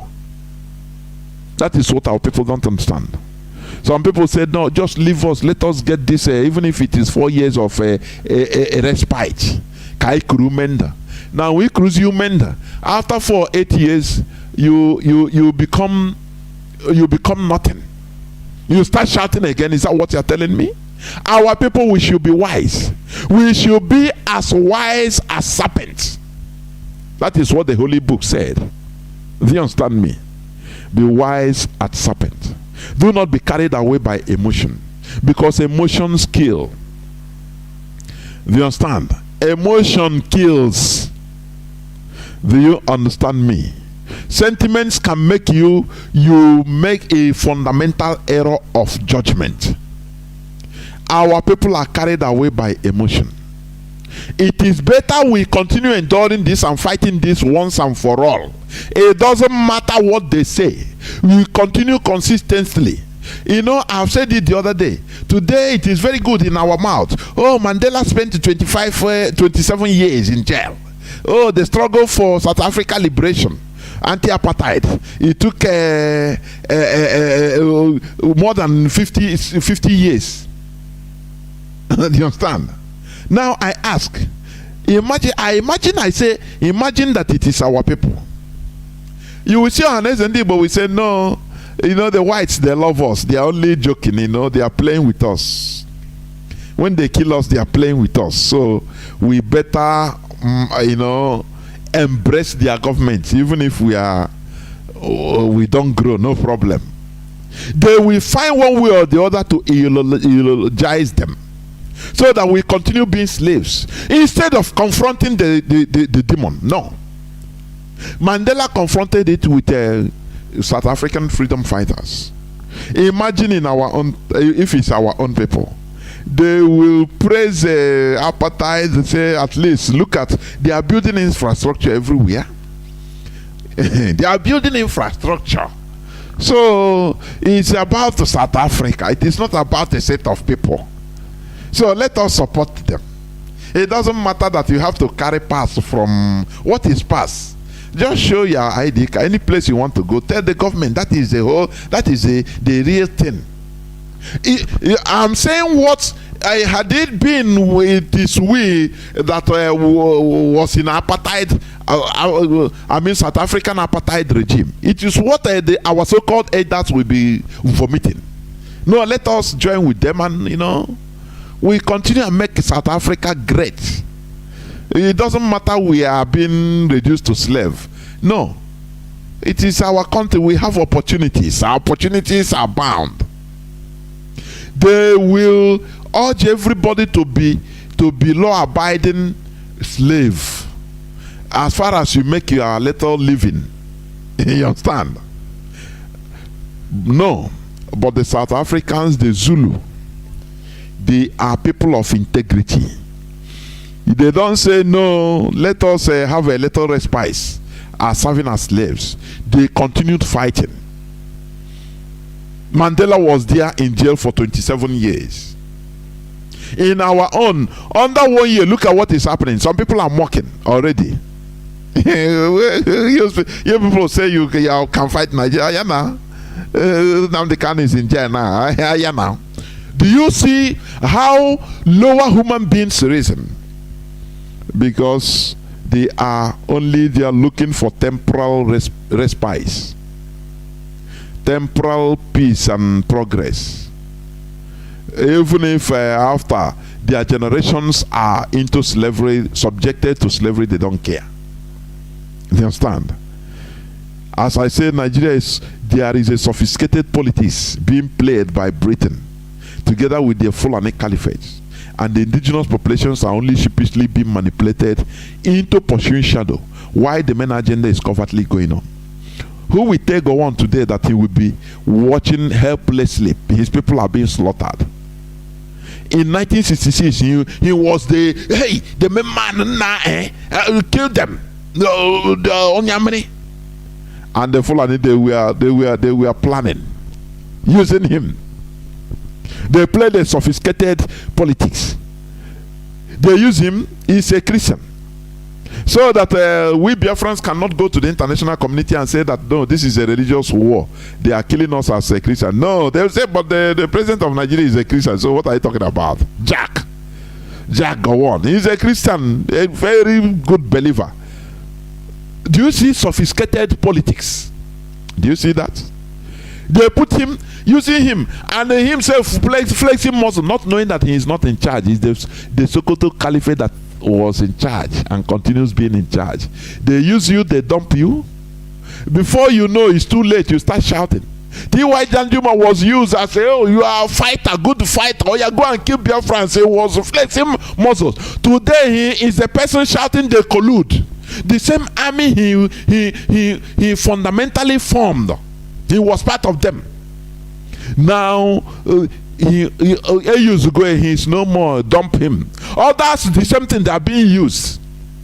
Now we are going to save Nigeria.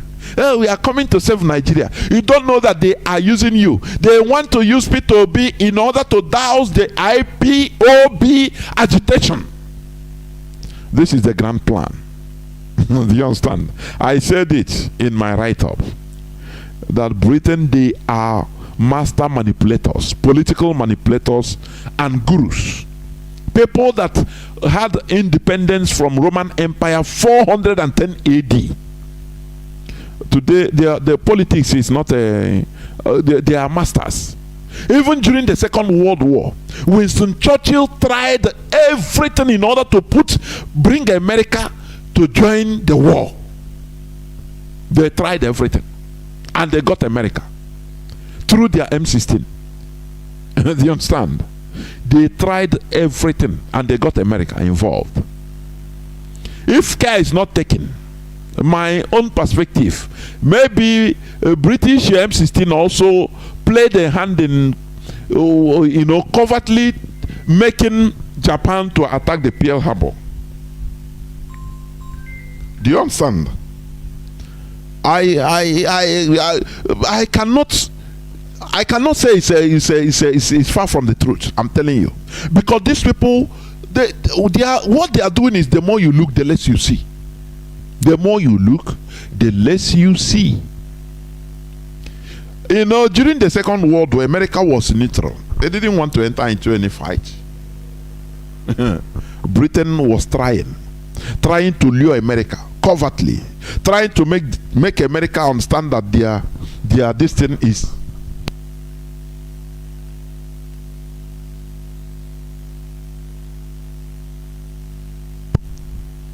So, what am I trying to say?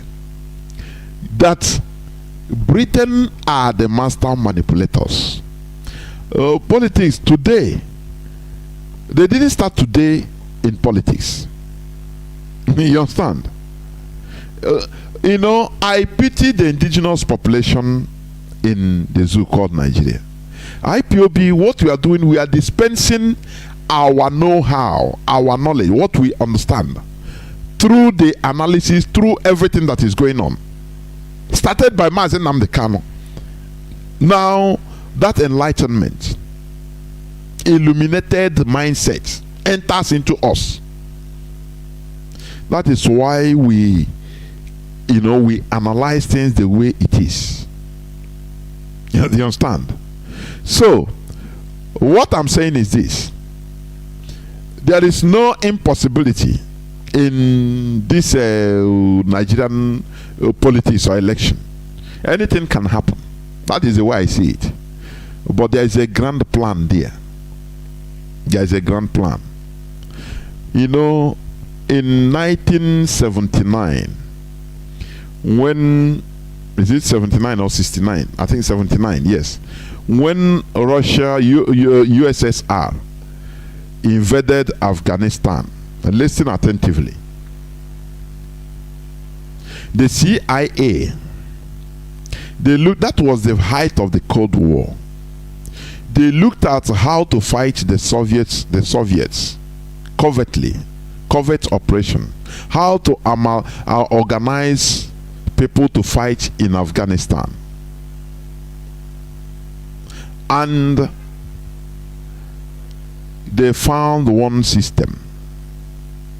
That is this Islamic fundamentalism you are seeing today. It was reorganized or reintroduced by the American CIA. That is a fact. What you are seeing, the awakening, Islamic awakening, fundamentalism, the modern era was awakened by the CIA to fight. They use it during the Cold War against the Russians, because that is their only chance. I mean, their only weapon they see to motivate people. They started. The CIA look at, they say how, because they cannot go to direct confrontation with Russia. That was why it is called the Cold War. They agreed not to fight direct confrontation, no Third World War, but through proxies. If this one use this one, this one will use the other one. So America, during the war in during the Afghanistan fight, America now organized worldwide mujahids. People that are fighting, they reinvented jihadism, Islamic jihadism, in the 20th century. America did that. They started printing the pamphlets of the founder of Wahhabism, Salafism, Muhammad ibn Wahhabi, of early 19th century, started 1802. America went back to the pamphlets, the radicalism the people forgot, Muslims forgot. America started printing it, calling for jihad against they called the Russians unbelievers. People don't understand. When you are fighting, you fight dirty. You use there is no gentleman fight. I'm telling you honestly, there is no gentleman fight. Only a fool fights as a gentleman. The CIA used this word. They started sharing these pamphlets everywhere, all around the Muslim world. The CIA pushed the radical Muslims into mosque, printing tracts of this. Say, go and help your brothers in Afghanistan. That is when they recruited Osama bin Laden as a coordinator. Do you understand? So that when you hear, oh, Muslims are killing this and that, you try to understand where it started this modern time. Okay? This Salafism you see, let me tell you, it started by one man, Muhammad ibn Wahhabi. They call it Wahhabism. His teaching started only 1802, early 19th century, only. Because before, yes, there were wars, just like other tribal wars. A time came, the whole thing calmed down. Muslims, they were living normally with other people. But during this our era, the CIA, during the Cold War, America used it as a weapon of war, and that is what brought up the modern Islamic fundamentalism. You know, here we say it as it is. Everybody is listening. It's the reality. When you see that, oh, Charles Hebdo, they kill people in France because of the cartoon against Muhammad. Originally, it was started by America. Do you understand? Because they promoted Wahhabism in order to use it to fight against communism. They weld the two. They say weld the two. They say communism with Islamic radicalism. They say no. The two devils, we can use this smaller devil to fight the bigger devil. They looked at communism as the bigger devil. So they stirred up this modern time Islamic fundamentalism in order to use it to fight in Afghanistan. And before you know, everywhere have caught fire. When they finish in Afghanistan, now they have no more. They have guns now, everything, American equipments, war equipments. You see how they are fighting against him. They now turn around and say, oh, America, they are even infidels also. Do you see how things work?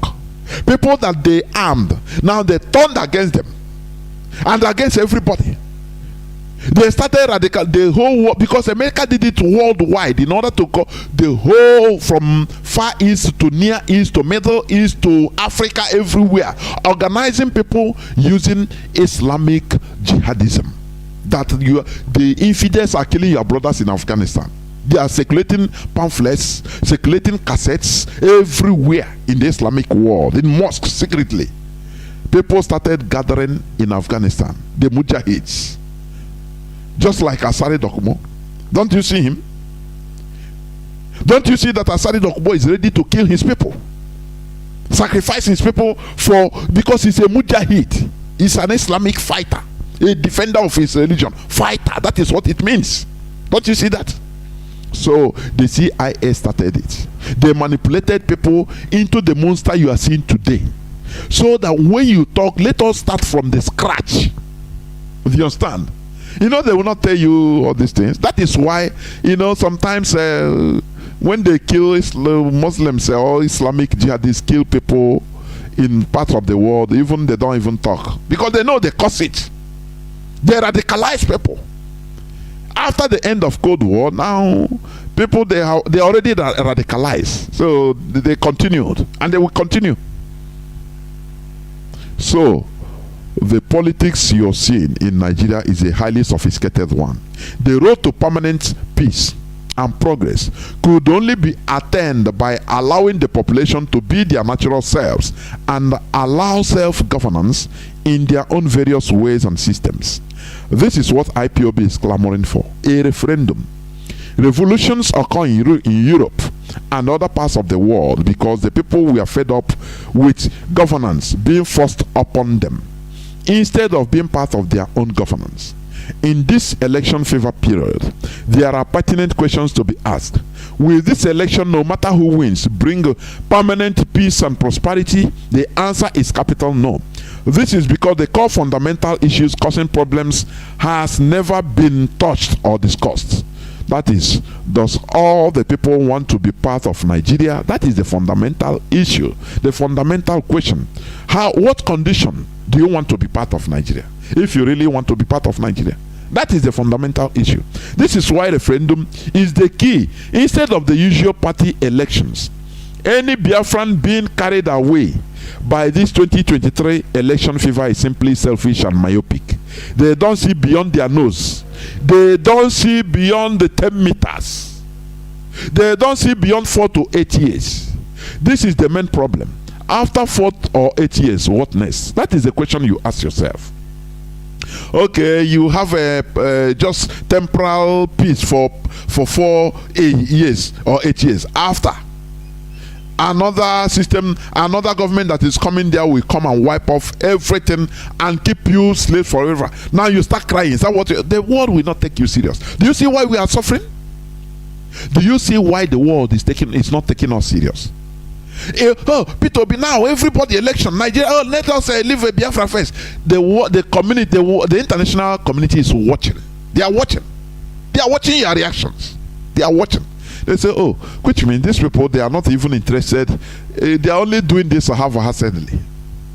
They are not interested in moving out.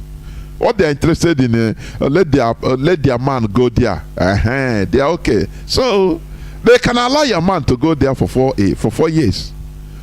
So that another from after, if you cry again, even international community will tell Nigeria, deal decisive, kill everybody that is talking anything about Biafra.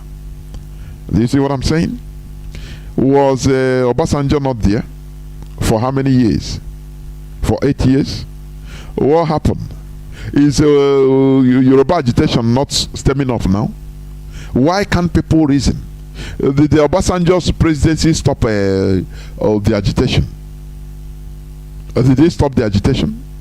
Before it was Oduduwa People's Congress. Obasanjo came and they cooled down. After, it started again till today. You see, why can't we be reasonable? Why? Enlightened Biafrans are seen beyond 4 and 8 years and are seriously warning of grave dangers to our collective existence. Let's see reason. Let's not be carried away, please. Let's push to solving the core issue once and for all. Let's continue pushing for a referendum and reject this shenanigan known as electioneering. We must continue in our quest for the restoration of Biafra, and that is what will only bring permanent peace and progress. We don't need the temporal peace and progress. No, temporarily.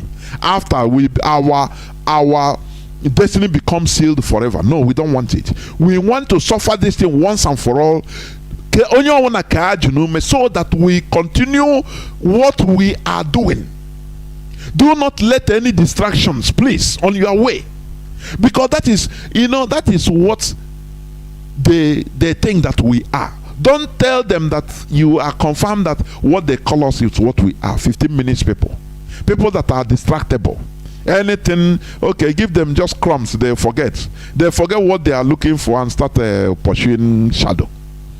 IPOB is there, and we must be there. It doesn't matter who is in the office. It doesn't matter who is the next president. We don't care for 4 or 8 years. What we care is for our future generations. What we care is for our destiny. It doesn't matter what it takes. That is what we care for. This is where I'm going to stop. I will go into a few minutes break, so that when I come back, I will open the lines so that our people will start calling. Please don't go away. Igbo presidency is like the second Niger bridge. It will never be completed. Or maybe like Ogoni cleanup. They flagged it off the first time, second time, third time. Instead, they will go there to destroy people's houses. How about the 30,000 minimum wage? These are promises made. Or we will return you back to 86 naira per liter petrol pump price. What happened? None of these things will ever happen. Because it's a dream. It's what you tell a woman around 8, 9, 30 in the evening. By 5, you change. 5, 6 in the morning, you start saying something completely different. That's how it is. It's to seduce you. So you stop supporting IPOB, you stop supporting Biafra, you start thinking about the contracts you get when an Igbo man from your village or from your town is there. Because they know that you will always reason like a very foolish African man or woman, as the case may be. These are preview schemes. Second major bridge, we're going to clean up. Igbo presidency, minimum wage, Enugu expressway. We will do this, we will do that. Airport in what's the place? I said we build an airport in Aguilera. Airport in Lebanon. With Chinese investors, they will build a new city in Aguilera. Whereas the one in Asaba cannot, Boeing 747 cannot land there. They said it's too small. There's no drainage. Enugu is not working. Where is not working, but they plan to. Have you forgotten that Chinedu promised us that she will build what's it called, an aircraft maintenance hangar somewhere in Obar? And I asked her, without an airport, so that does it mean when the aircraft lands in Asaba, then we'll go and tow it, we'll push it to across the river to come and so you can service it in Obar? These are useless schemes. It's something that's saying that the youths of today are the leaders of tomorrow. No, it will never happen. Not in the zoo. These are inconsequential schemes, trivial, cooked up and designed to keep you gullible people in the zoo engaged and busy with your self-delusions. You're just insane. Insane. They're saying all these things so that when Chinedu comes, Chinedu will say, who has made the biggest noise? Welcome back. This is Radio Biafra HAUSA-SERVICE coming to you through the auspices of Radio Biafra London. My name remains Mazi Chinedu from Olu province of Biafra London. Today is the 24th day, being Friday, 24th of June 2022. Our lines are open, but do not forget, before I open the lines, our radio FM is now in Ugep, Calabar, tuning 102.1 FM.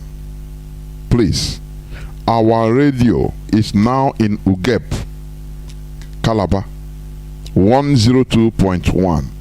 And before at the end of the program, I will read IPOB press release. I forgot to read it at the beginning, but I'll read it towards the end.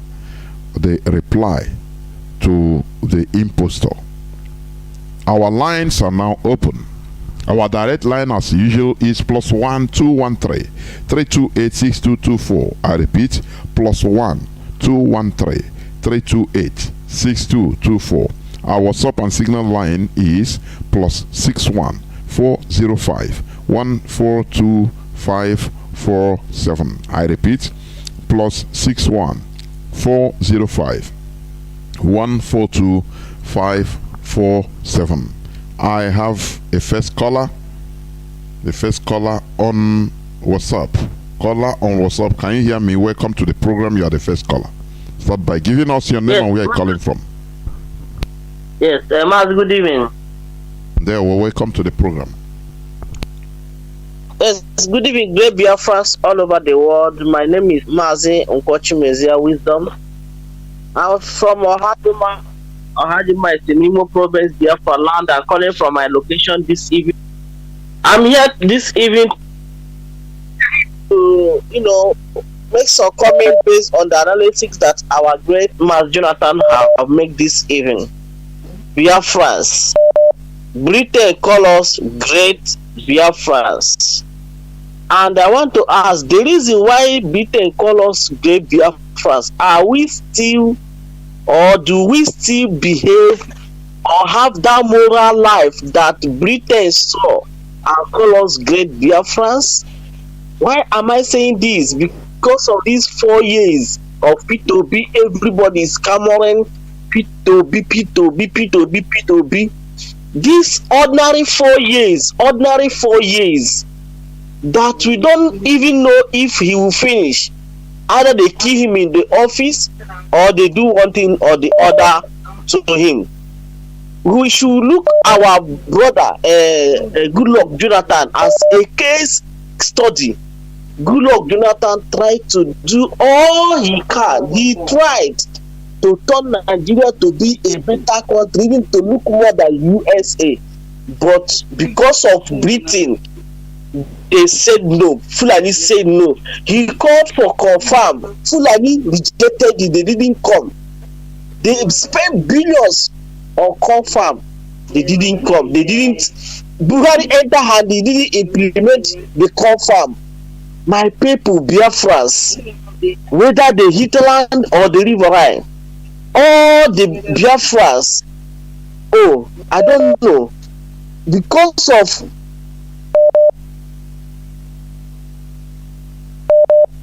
from the master table, we want to forget what we enjoy for infinity, from generation to generation, that every generation that comes will be praising you, will be praising us. They will be saying thank to these people that fight and restore Biafra. We want to forget it because of P2B. P2B that Britain contracted for him to come and distract what we are doing. P2B, Britain contracted this man because they know that P2B, Nigerians might accept. That's why they play the game they play. They brought Atiku. I know that Atiku has ruled Nigeria as a vice president and he did nothing. They brought Jagaban, which they know that Jagaban, Nigeria knew that Jagaban is a looter himself. And they Britain played the politics and brought P2B because they know that P2B might.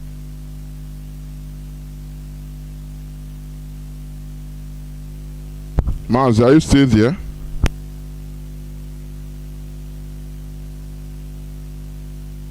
Let's forget the clock that is falling to master's table because election is 4 years, but freedom is forever and ever. If we get Biafra today, we can never ask for Biafra again. We can never, our people can never be killed the way they are killing us. The way people have forgotten, people that died from 2015, when we are doing protests. People that Thank you, Mazi. Thank you, Mazi. About high school. Thank you, Mazi. Yes, I don't know. Your voice is sounding funny. I don't know why. Whether you are using earphone. No, sir. I'm not using earphone. It's okay now. You are not putting your mouth on phone. You are talking and it seems you are distracted with other people. I don't know.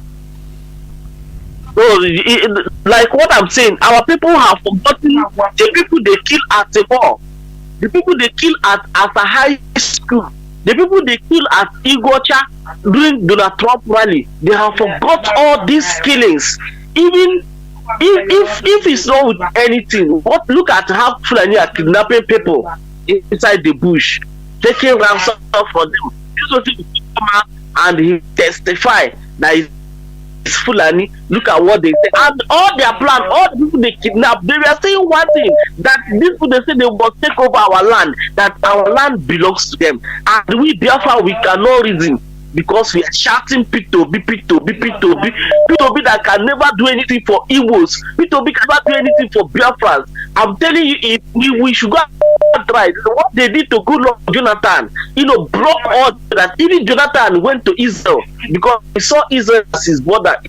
Israel rejected him. Mossad rejected that he must go through Babangida, and they broke all the assets that he's supposed to use and buy ammunition. You're telling me that P2B and command that they hated, that is they were allowed to buy or do anything that will benefit you or Nigeria. I'm sorry for you, but if we do not, start with Mazi and fight for Biafra to be restored. Let me assure you people. Let me give you one thing this evening. See, whether you people like or not, IPOB, Britain, you see IPOB. We are not go area. You people have failed us. We didn't back out. We did all people can do to us. IPOB didn't stop. We are we can never stop. I've made sure that Biafra is restored. We are not going back. Mas, thank you for being. And those say that they can never buy oil.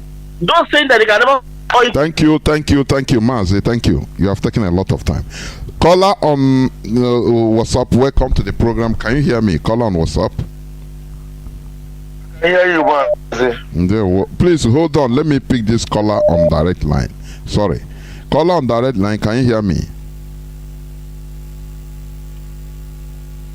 Caller on direct line, can you hear me?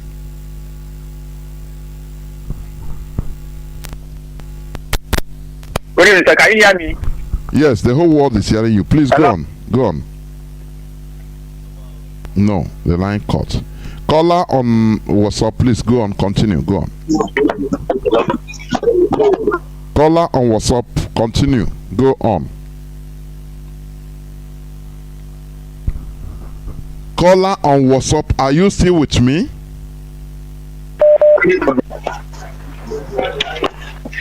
Hello? Can you hear me? The whole world is hearing you. I say, please continue. Concentrate on your phone, please. Okay, it's network, but it's okay now. Go on. I greet you, Mazi, Jonathan, Chinedu. I greet all our leadership. I greet all coordinators all over the world, and our comrades. All of them are doing marvelous well. And I greet all great IPOB that are resolute, that know the importance of it. I greet them all. Mazi, Jonathan, Chinedu is just like this our sister just asked now. Are we Biafra still the great Biafra that Britain call us when they meet us? Are we still great Biafrans? Or are we like that 15 minutes people that the caliphate call us? Are we 15 minutes, after 15 minutes we forget everything? Just as our people shouted in 2015, articulate.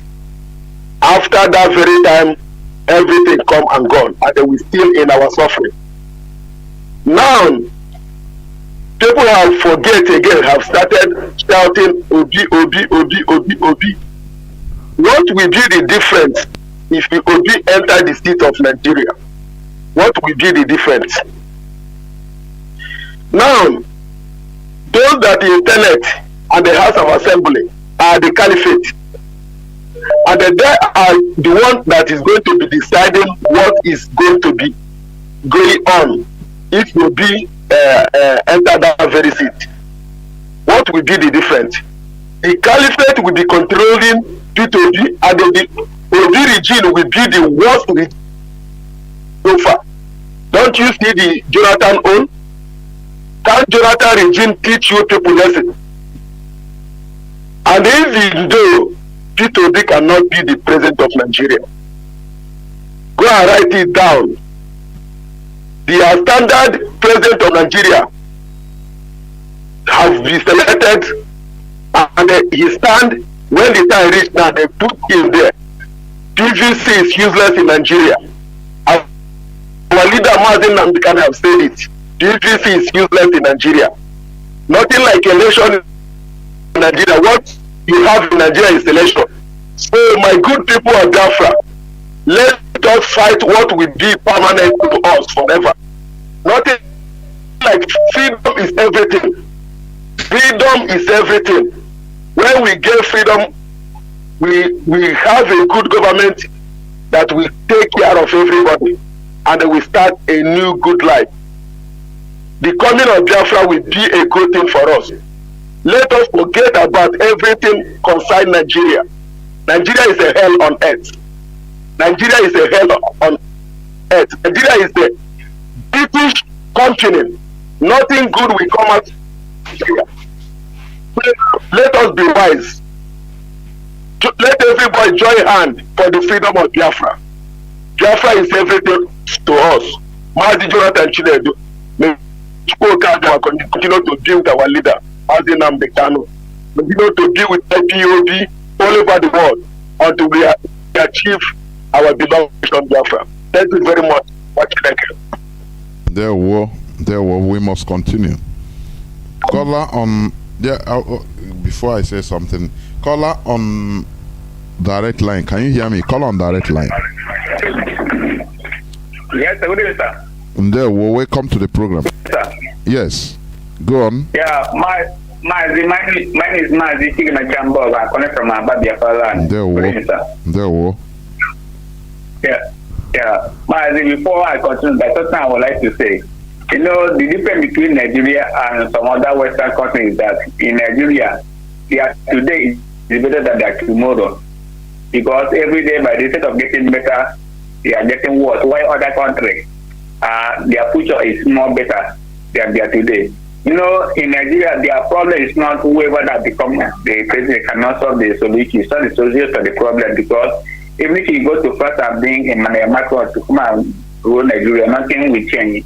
So I urge everybody to start to be resolute. All we need is Biafra, because Biafra is the only solution of our problem. Since 1999 that they have imported ordinary good water to drink, you cannot afford good water, no electricity. The Buhari government has been government. They also, this universities have been in strike for over 2 years. Nothing is getting better. Even to buy ordinary power, very, very difficult. So everybody should start with Mazi and Carlo. The solution to our problem is Biafra. The Biafra that we are fighting does not mean that we hate anybody. It's for the betterment of everybody, both Funani and also the good ones. So in regard to what happened to Ekwemadu, you know, even if Ekwemadu is innocent, I don't pity for him, because Mazi, there is nothing like innocent, or even if UK is not like Nigeria. Before they can arrest him, they have many things they prove against him, and even they disallowed him bail. So there is no innocence anyway until. Let's see. I'm just trying to say, even if I don't keep on, because the hospital that he takes her daughter to London, even if that the hospital that he did in Enugu or somewhere in Biafra land, you know, it could not be having those processes that he's going through. It could have been easy for him to do whatever that he wants to do. But because there's no good hospital in Biafra land, that is why he traveled to London. So even if another person, a common man, have that kind of sickness, which means the person will die, which means they don't love the people that they claim that they are representing. So this is why that everybody has to understand that they don't love us. Those people that call themselves politicians, they are there for their selfish interest. Thank you, There Ndewo. Remain blessed. Thank you. Caller on WhatsApp. Can you hear me? Welcome to the program. Caller on WhatsApp. Yeah, good evening, Mazi, Jonathan, Chinedu. Good evening, welcome to the all over the world. I'm the Chineke. My name is Elu Naya. I'm calling from South Africa. By the special grace of God, I serve the indigenous people of Biafra as a PRO in Durban Eteguni unit. Mazi, first of all, for the video you are looking for, I already embossed it to you on WhatsApp. About the Father Oroma. Okay, you sent it to me. Hear me? Yes. Yes. Please, yeah. Please. Number two again. Thank you. Yeah. Number two. I hear you and you made a little bit announcement for tomorrow program between you and the Marian elder.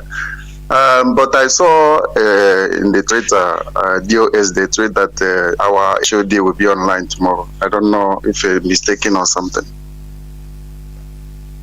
I will check. I never really check anyway, but I will see to that. Please. Please do. Because I saw the tweet. Really? Okay. Don't worry. Yeah. I will clarify it before I finish the program, please.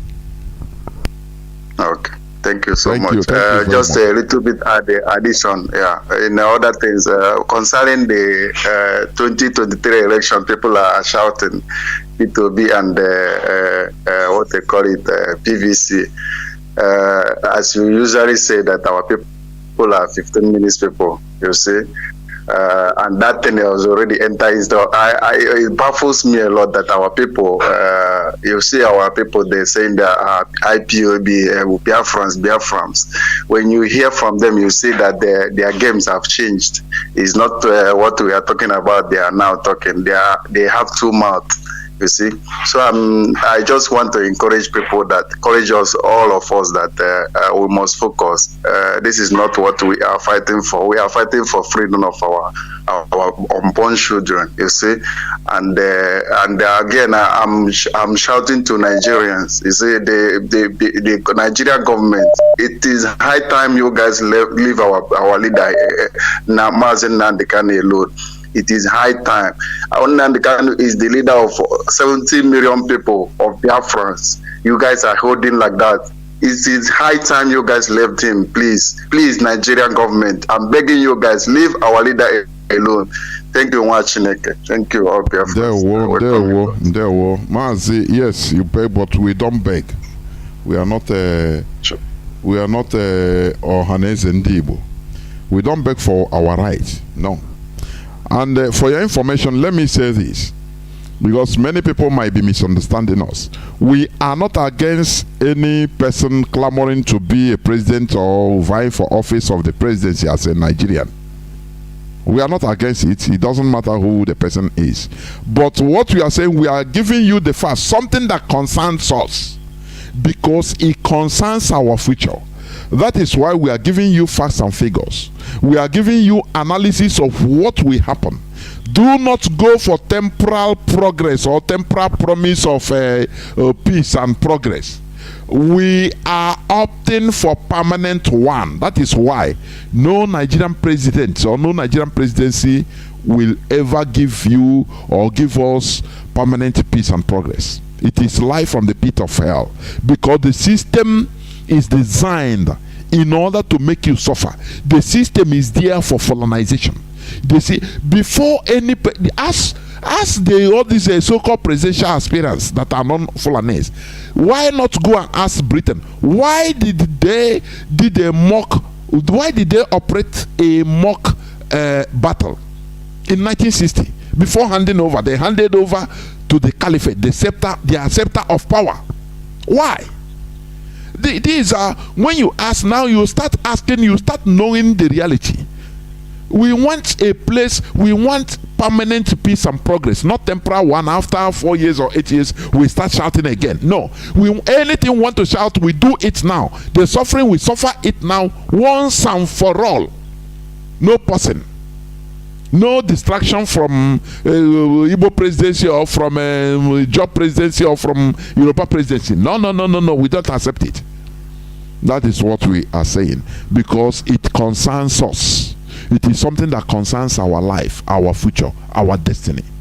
Caller on, let me say, caller on Signal, welcome to the program. Caller on WhatsApp, just be there. Caller on Signal has been there before you. Caller on Signal, can you hear me? I can hear you, Mazi. Good evening. Yeah, well, welcome to the program. Yes, Mazi, I bring you peace and love again from Southeast London. And thanks for having me in your show. First of all, Mazi, I have 3 points, but the first one is to Mazi, I hope you are not using earphone. No, I am not. Okay, please speak to the phone direct. Okay, go on. Can you hear me now? Yeah, it's coming out, but I want it to be more clearer, so that whatever you are saying, the whole people will be hearing it clearly. Go on, please. So, Mazi, I have 3 points. The first one is to appeal to you, please, if you can make a program that will, touch the consciousness of our people, so that when they go get that PVC, they know they are contributing in the prolongation of the kidnap of our leader, Mazi Nnamdi. And even going to vote, because only that is self-sabotaging, shooting yourself on the foot. Then the second one, Mazi, is, you see, Nigerians are zoologians. They are, how will I put it, they are pathetic and predictable. Because with what is going on, it is appalling to see people clamoring for PVC. When yesterday, they already agreed on, this referendum, Yoruba nation, Biafra and everything. However, they continue in saying they want their PVC. It is even the clergymen right now, Mazi, the Nigerian Christian whatever should be lobbying, because this is their card to this is their card to call international attention on the killings on Christians. But all the GOs, I don't know what they are doing. At least nobody can come on them, but because they all collude and are part of this killing. Just imagine, Mazi, a prelate was kidnapped and they managed to cough out 100 million naira. That's $100,000+. And you tell me these people suffer in abject poverty? Because the other day you were saying that if this man should have made a sacrifice, that say, you know what, you people kill me, I am not paying this money. Maybe if we send them a message. But these are the people now telling the people to go get PVC when they know the problem at stake. They know that they've told them that if you people don't fight, Nigeria will become an Islamic state. Christianity will become a real minority. That they've already made people believe that you are a minority. Then Mazi, the third point I want to raise, this is to all we Biafrans and all we lovers of freedom. It is imperative, these are difficult times, but we must be smart, we must think. Britain is playing a politics that we can all see in our lifetime. They are scheming, they are lying and things. They've brought Peter Obi to us now. We know that Peter Obi will not do nothing. I don't know how we can say this to ourselves. So, Biafrans, this is a responsibility we must hold on to. That we have the right to tell our kings and brothers and sisters not to fall for this thing. This is not our own personal assignment. I don't know, Mazi, if that makes sense to you. Of course, so, yes, go on. The bottom line is our people, we must get sense. What Mazi has said, he cannot say it more better than this. We have to eat to the truth and console ourselves. Biafra is already at hand. This is, I don't know, I can feel it. It's already at hand. We just need to be consistent, stay focused, and by the will of Chukwu Bikabiyama, we will get what we want. Thank you, Mazi. Thank you again for the opportunity. Yeah, well, thank you very much, my brother, and remain blessed.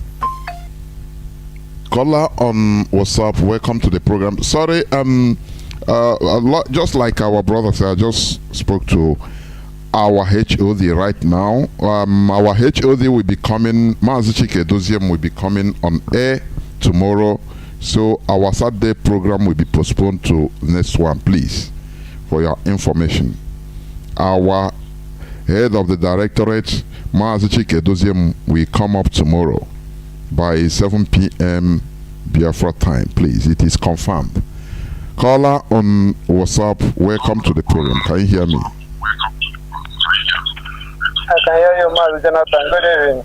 There, welcome to the program. My name. Please, can you off your listening? Can you off your listening device, please? He's talking at the background, or you move out. I'm not close to my listening. My name is Nwankwo Innocent. I'm calling from Enugu. There,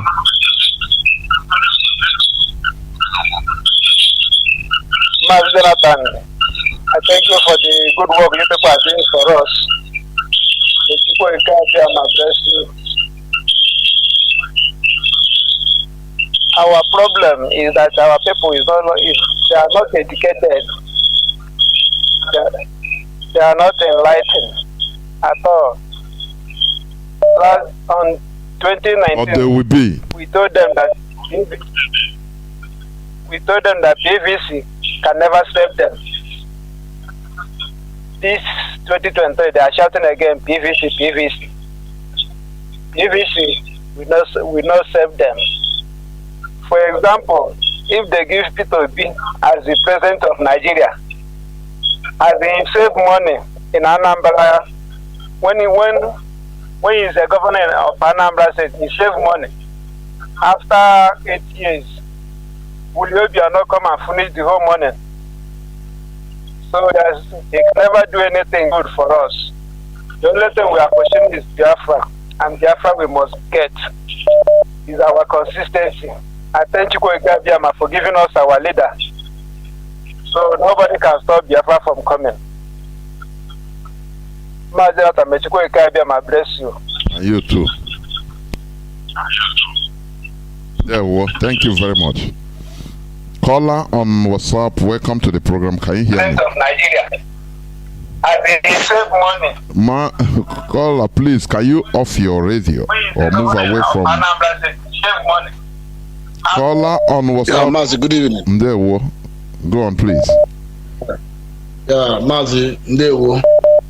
I want to appreciate all of you who are US in general and all the broadcasters. I want to appreciate all of you for the work you are doing for Biafrans. My name is Sokosi. I'm calling from my location in the Zoological Republic. What I want to say is for our people to use their sense. I think the best thing to do is to, if any of our people are in any platform where they are debating about P2B and the Nigerian election, the best thing is to follow them, because most of them, their brain has been damaged by two things: by false hope and by religion. You know, on Sunday, pastor will come you down and tell you they are going to make it. Starting from Monday, politician will start dealing with you. They will deal with you from Monday to Saturday. Then Sunday you go to church, pastor will calm you down. So there is no hope for them. As for we that is here, the only hope we have is Biafra. Biafra is my final hope. So nobody should joke with Biafra. For me, nobody should use Biafra and do anything caricature. For me, that is my only final hope. I don't believe in Nigeria system. It's not going to work.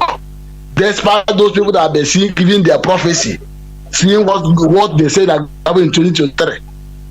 I keep telling them, prayer can only work in the environment that is working. Nigeria is not going to work. It's not meant to work, and it's not going to work. So there's no two ways about it. They can see the level of kidnapping that is happening in our land. And as you can see, as of last week, they kidnapped one Eze, Eze Duribo. They kidnapped the Eze, They have been kidnapping people in our land every day. So P2B is not going to solve the problem. Nigeria election, people have been voting. Our leader have been saying it since 2012 that these people are coming. People felt, or today they can see it. So there's no need for Nigeria election. It's not going to help us. Our people should focus on referendum. That is all we desire. That's all I want. Thank you, Mazi. Thank you. There, thank you. Caller on, let me see. Caller on WhatsApp, can you hear me? Welcome to the program. Hello? Yes, Mazi, please go on. Okay. There, Mazi, will it take no lugelu? You don't de quoi? Thank you very much. There,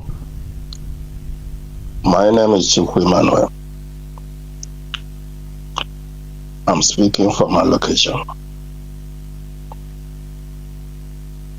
I agree with Jonathan for your topic this evening. It's a pity that P2B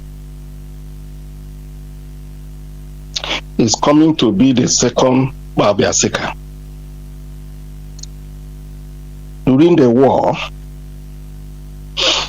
our people have fight getting to Ore before Biafra come up with Ifajana.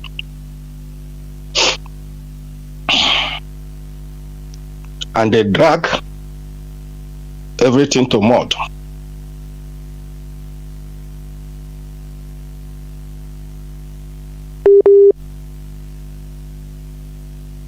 Has come to do the same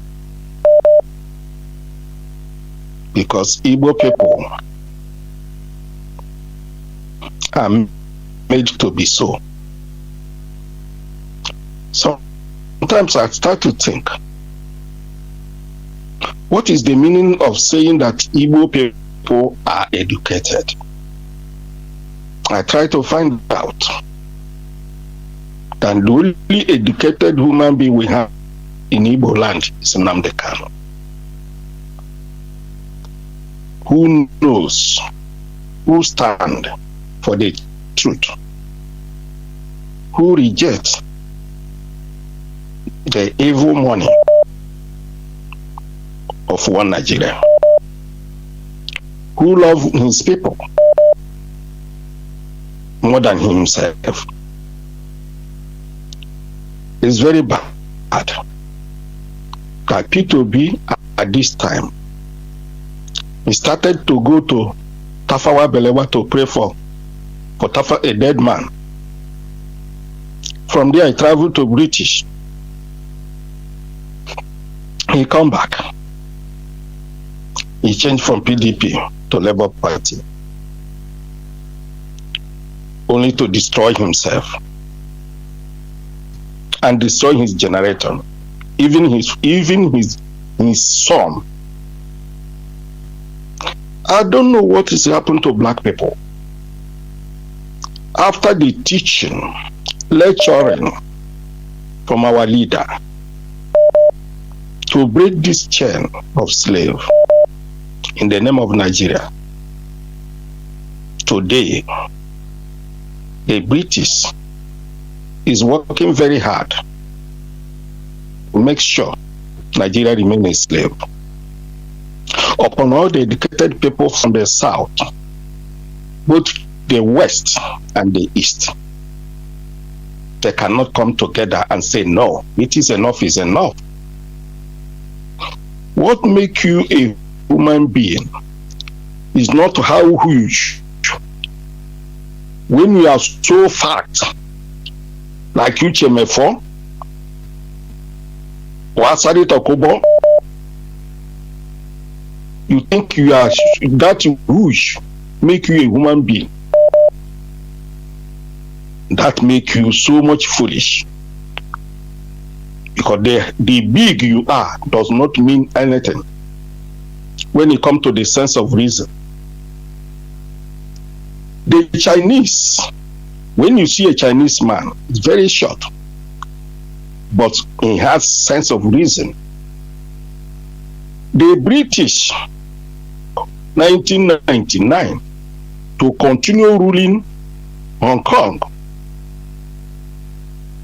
the Chinese told them 100 years shame has come to an end. They drove British away from Hong Kong. That is how human beings are reason. From a long time in Nigeria, a long time, the first election, 1959, made it very clear that Nigeria is not one country. And Nigeria has been forcing them to be one country till today, 2022. Somebody like Obasanjo is there. Obasanjo knows a lot of history of Nigeria. Gowon knows a lot of history of Nigeria. All of these people supposed to come together now and save Nigeria from total collapse. It's already collapsed. I have been waiting to hear somebody who will come up and say, Fulanis, where and how do you own Nigeria? Because they have been saying it private and they have said it open that Nigeria is their father's estate. Nobody have ever said it. Somebody like P2B cannot even ask such a question. Somebody like could be of nature, that traitor in our nature, say that it is a will be of nature, be a chebe of nature. This man is working hand in hand with the British. He's British agent in Igbo land. I wonder where people are going with the money. How many years do you have to stay here and you die? And you go to the grave with nothing. Black people are stupid. I've seen it. Black people don't reason at all. They don't think about future. They don't think about present. Think about past. How can a people like that have a progress? How? Just promise a black man a position of being a vice president. You have seen what happened to Mwike. You have seen what happened to Devil Omahe. Only promise to be a vice president. They start killing their people. What type of people are these people? It's a very big question. I don't know how to start, where to stop. Nigeria is just like a hellfire, a hell. Nigeria you see today, tomorrow, next year is going to be worse than what you are seeing now.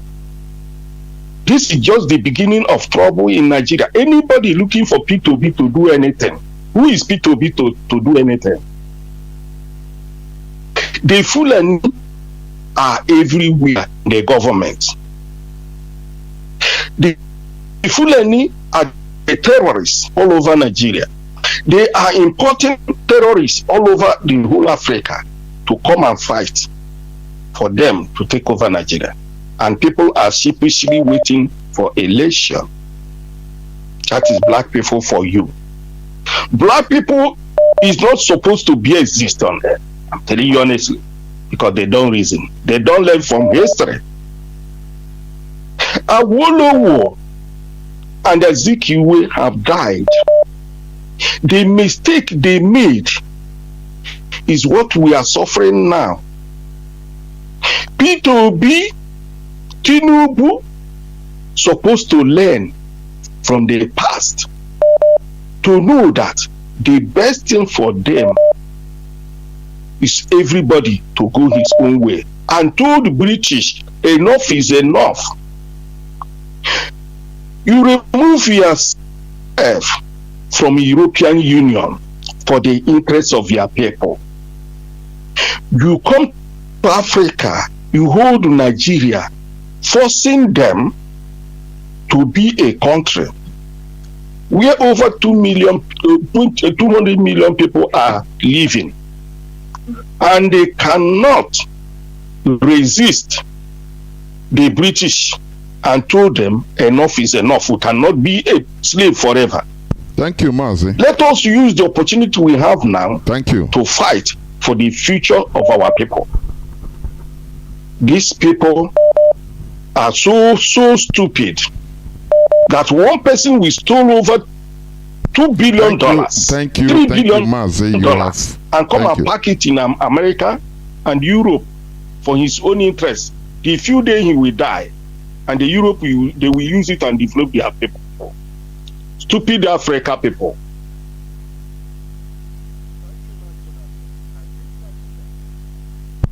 I am moving towards the end of this program. Caller, please, you have 3 minutes maximum. 3 minutes. Caller on signal. Can you hear me? Caller on signal. 3 minutes maximum. Thank you for holding on. Mazi, your program like now in London very large people.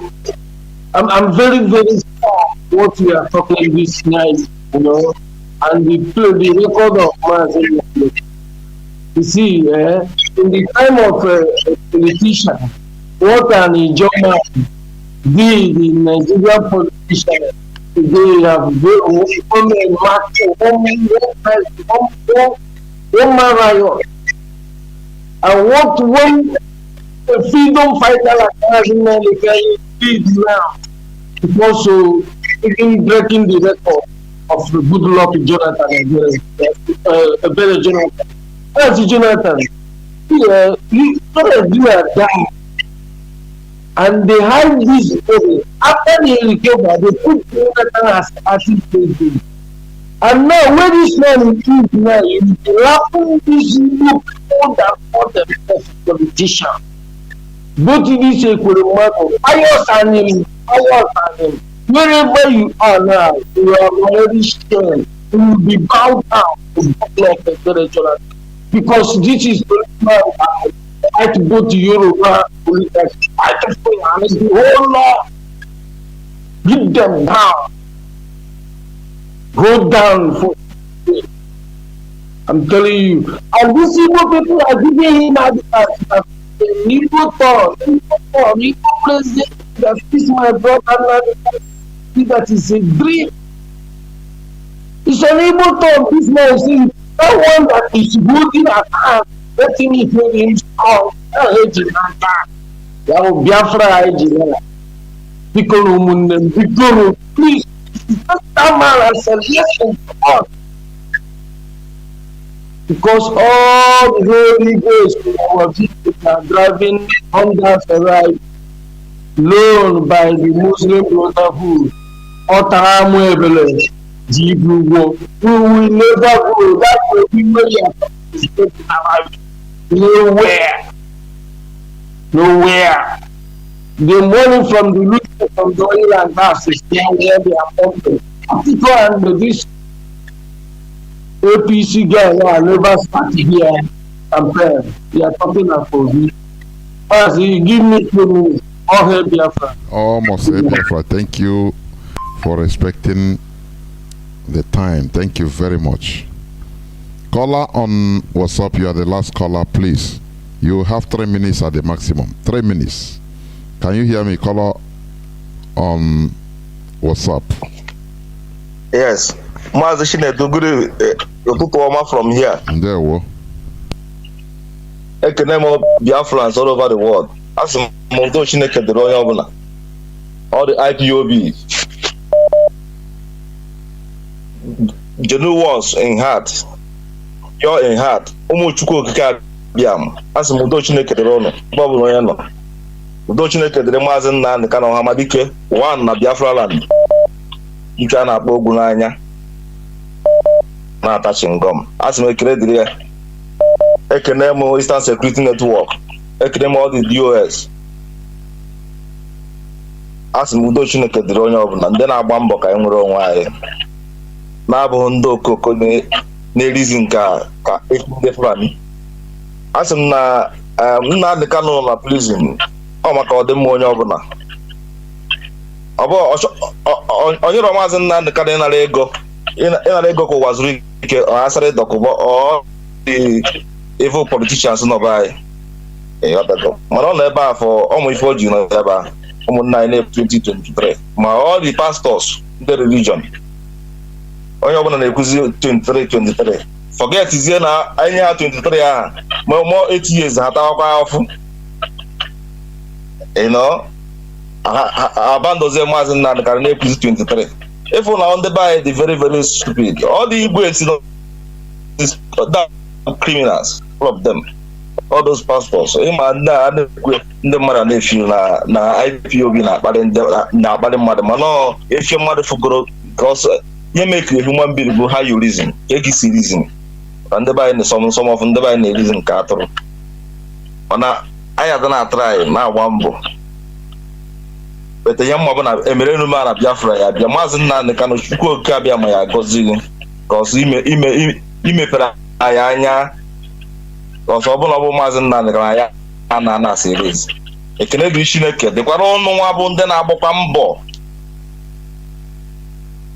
na-broadcast na redio Biafra ụmụ Chukwu okike asị Chineke ya na-agọzi ụnụ ite ọbụla unu eji ekuru mmiri anyị akọ ya ọganihu unu ya dịka osimiri maka osimiri ga-ata ata onye chere ụnụ mma bịara onye chere ụnụ njọ ọjọọ bịara asị na ndị iro anyị ha nọ n'ihu anyị anọghị n'azụ ha anọghị n'azụ anyị anọghị n'ihu mmeri ya bụ nke Biafra IPOB ya enwe mmeri anyị restore Biafra land no going back maka without Biafra anyị tọrọ atọ anyị na ekele dịrị DOS the commander of Eastern Security Network all the media warriors ekenekwa m ụnụ asị Chineke gọzie ụnụ n'ụtụtụ n'ehihie n'abalị anyị na-anụ izu na Igbo n'azụ ụnụ jee ụnụ ya eje na-anụ ụnụ ya narụ na-achụkwa oke abịa ma Ise, thank you very much. You are the last caller here. Biafrans and lovers of freedom, this is where I'm going to end it because I have another schedule just now.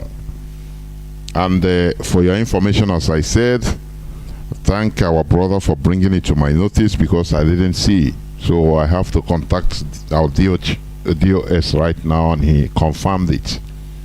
So tomorrow our DOS will will be on air by 7 p.m. Biafra time. So we postpone our Saturday program to the next one, please. I will read our press release before I close. IPOB press release of 24th June 2020. Buhari and presidency stop displaying their ignorance and hatred against Ndibo to the public. The global family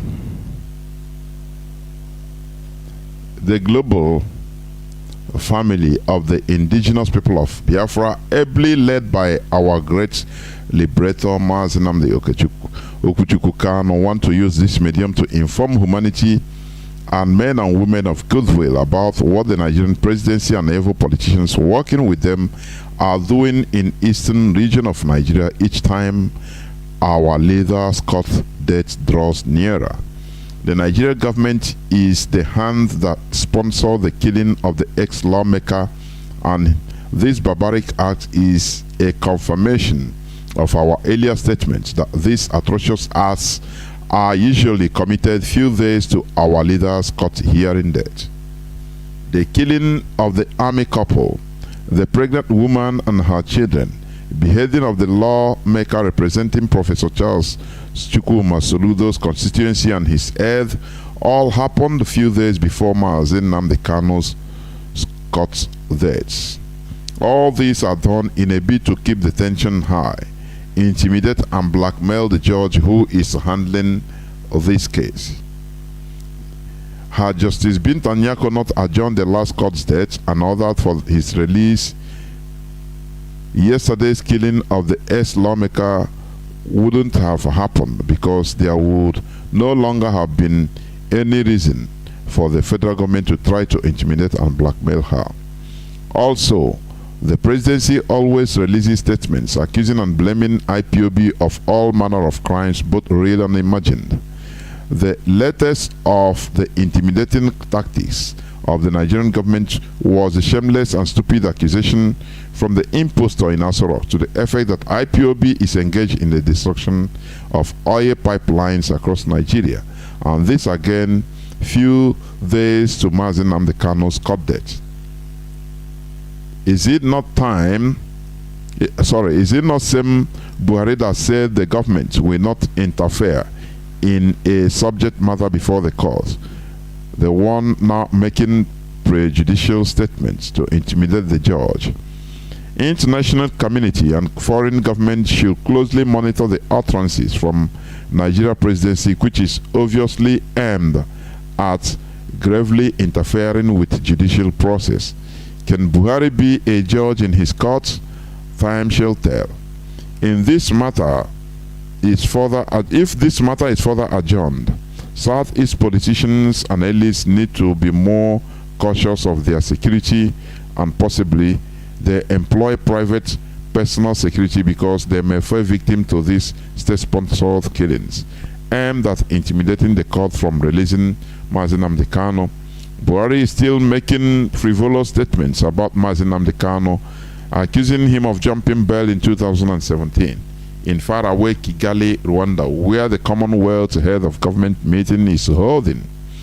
The UK Prime Minister Boris Johnson and other reputable world leaders should tell Buhari to stop interfering in Mazi Nnamdi Kanu's court case and stop intimidating judges handling IPOB matters.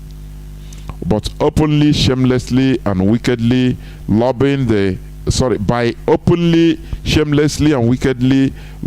international community to designate IPOB a terror group, while actively encouraging the mayhem, destruction, and killings being perpetrated by the Fulani terrorist headsmen, the Buhari Fulani government has betrayed and exposed its true agenda, which is to destroy the only bulwark standing on the way of the Fulani agenda of total Fulanization and Islamization of southern Nigeria and the middle belt of Nigeria.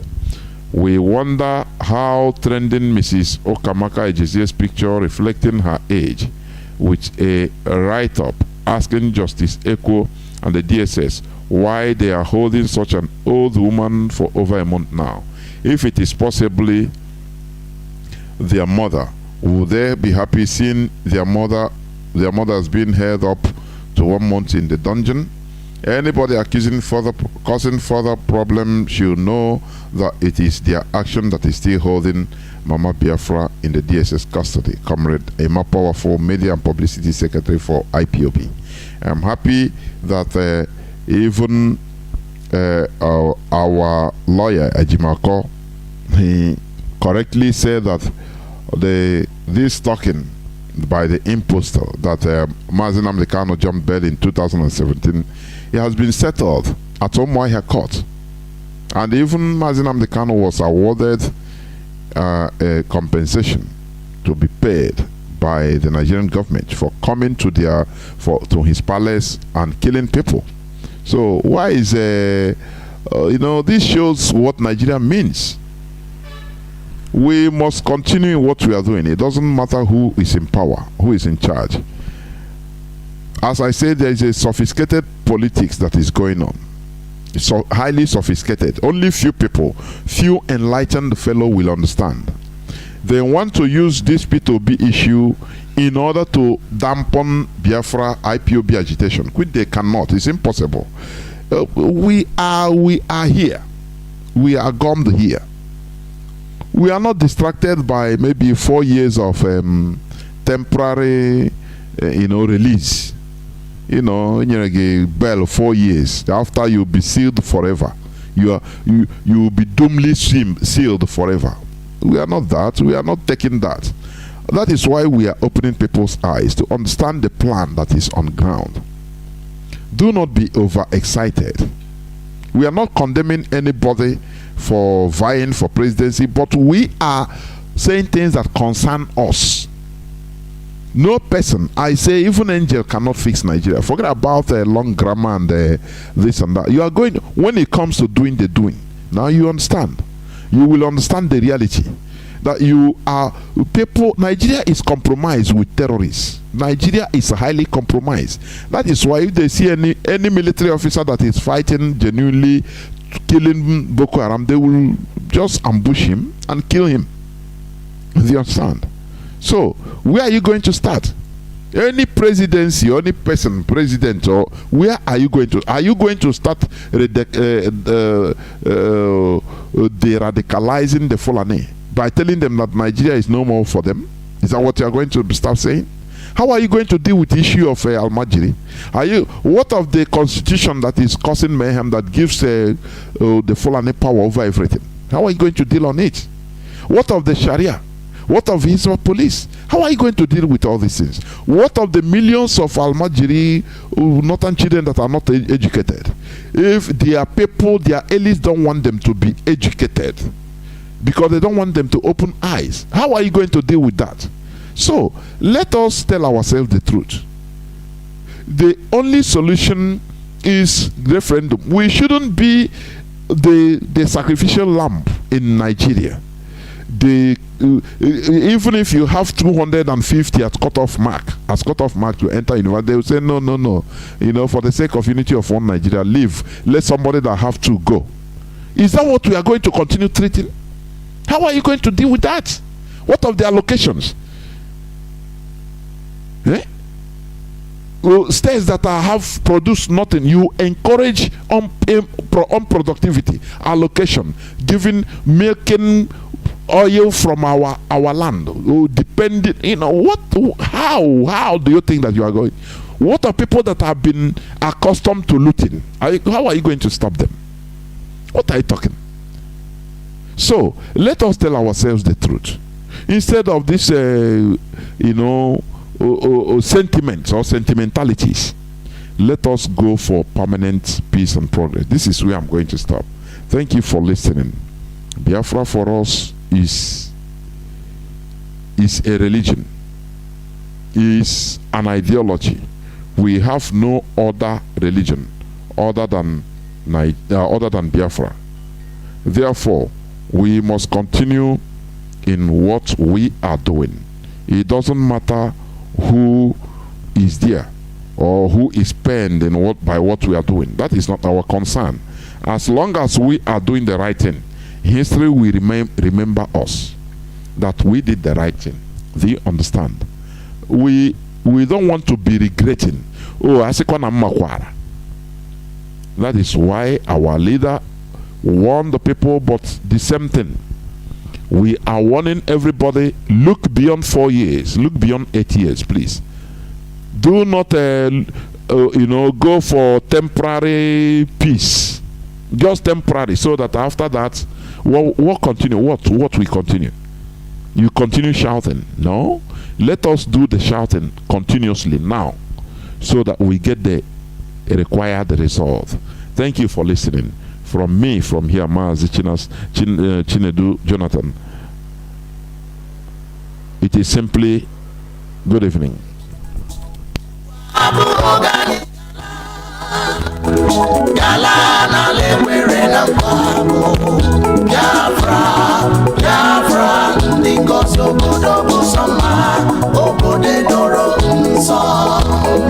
land of the rising sun is a home of hope. far of the eastern land is a promised land, a blessed land of the true Biafra.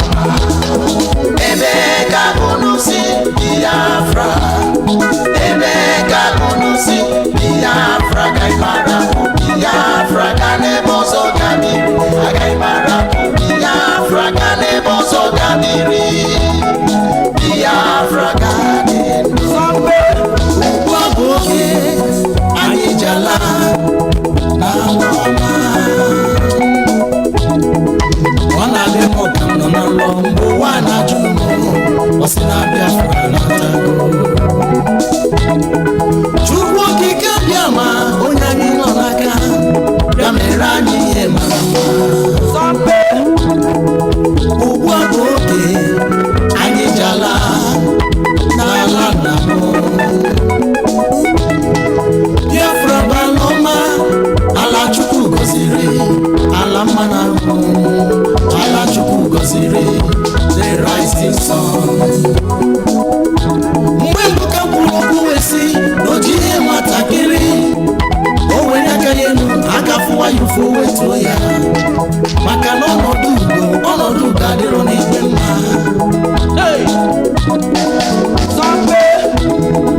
lee ndị ala adịghị mma ndị zuru ndị na-aṅụ ọbara mmadụ ndị okwu ha abịakwala n'ọzọ ka ha kwatusu Biafra lee ndị ala adịghị mma ndị zuru ndị na-aṅụ ọbara mmadụ ndị okwu ha abịakwala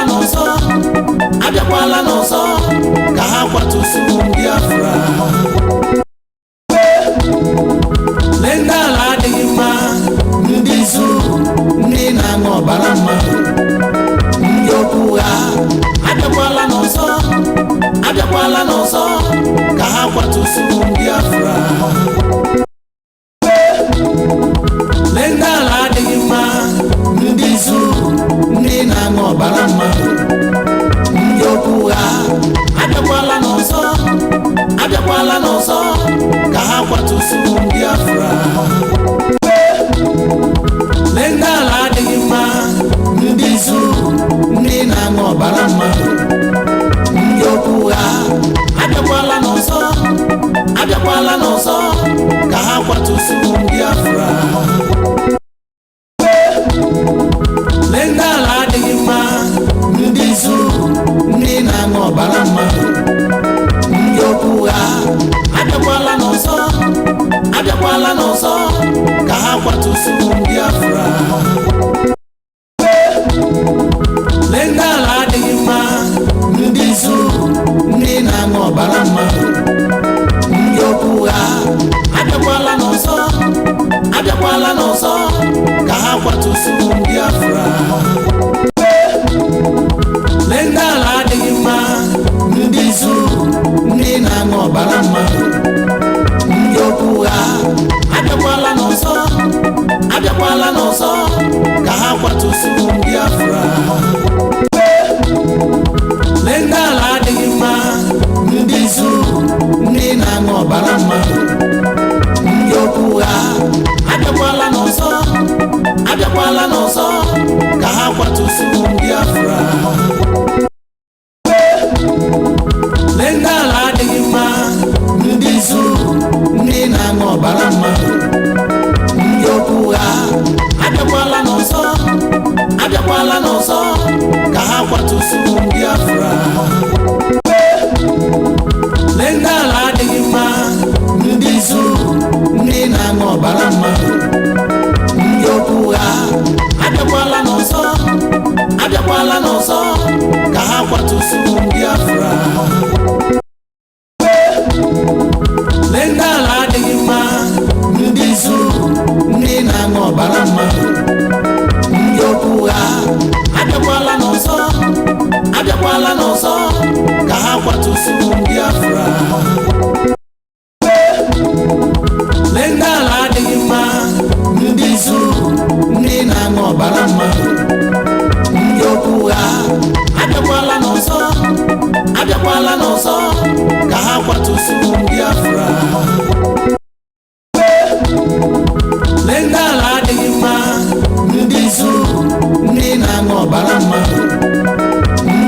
ha abịakwala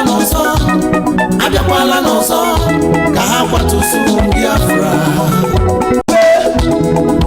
Lee ndị ala adịghị mma, ndị zu, ndị na-aṅụ ọbara mmadụ, ndị okwu ha abịakwala n'ọzọ ka ha kwatusu Biafra. Lee ndị ala adịghị mma, ndị zu, ndị na-aṅụ ọbara mmadụ, ndị okwu ha abịakwala n'ọzọ ka ha kwatusu Biafra. Lee ndị ala adịghị mma, ndị zu, ndị na-aṅụ ọbara mmadụ, ndị okwu ha abịakwala n'ọzọ ka ha kwatusu Biafra. Lee ndị ala adịghị mma, ndị zu, ndị na-aṅụ ọbara mmadụ, ndị okwu ha abịakwala n'ọzọ ka ha kwatusu Biafra. Lee ndị ala adịghị mma, ndị zu, ndị na-aṅụ ọbara mmadụ, ndị okwu ha abịakwala n'ọzọ ka ha kwatusu Biafra. Lee ndị ala adịghị mma, ndị zu, ndị na-aṅụ ọbara mmadụ, ndị okwu ha abịakwala n'ọzọ ka ha kwatusu Biafra. Lee ndị ala adịghị mma, ndị zu, ndị na-aṅụ ọbara mmadụ, ndị okwu ha abịakwala n'ọzọ ka ha kwatusu Biafra. Lee ndị ala adịghị mma, ndị zu, ndị na-aṅụ ọbara mmadụ, ndị okwu ha abịakwala n'ọzọ ka ha kwatusu Biafra. Lee ndị ala adịghị mma, ndị zu, ndị na-aṅụ ọbara mmadụ, ndị okwu ha abịakwala n'ọzọ ka ha kwatusu Biafra. Lee ndị ala adịghị mma, ndị zu, ndị na-aṅụ ọbara mmadụ, ndị okwu ha abịakwala n'ọzọ ka ha kwatusu Biafra.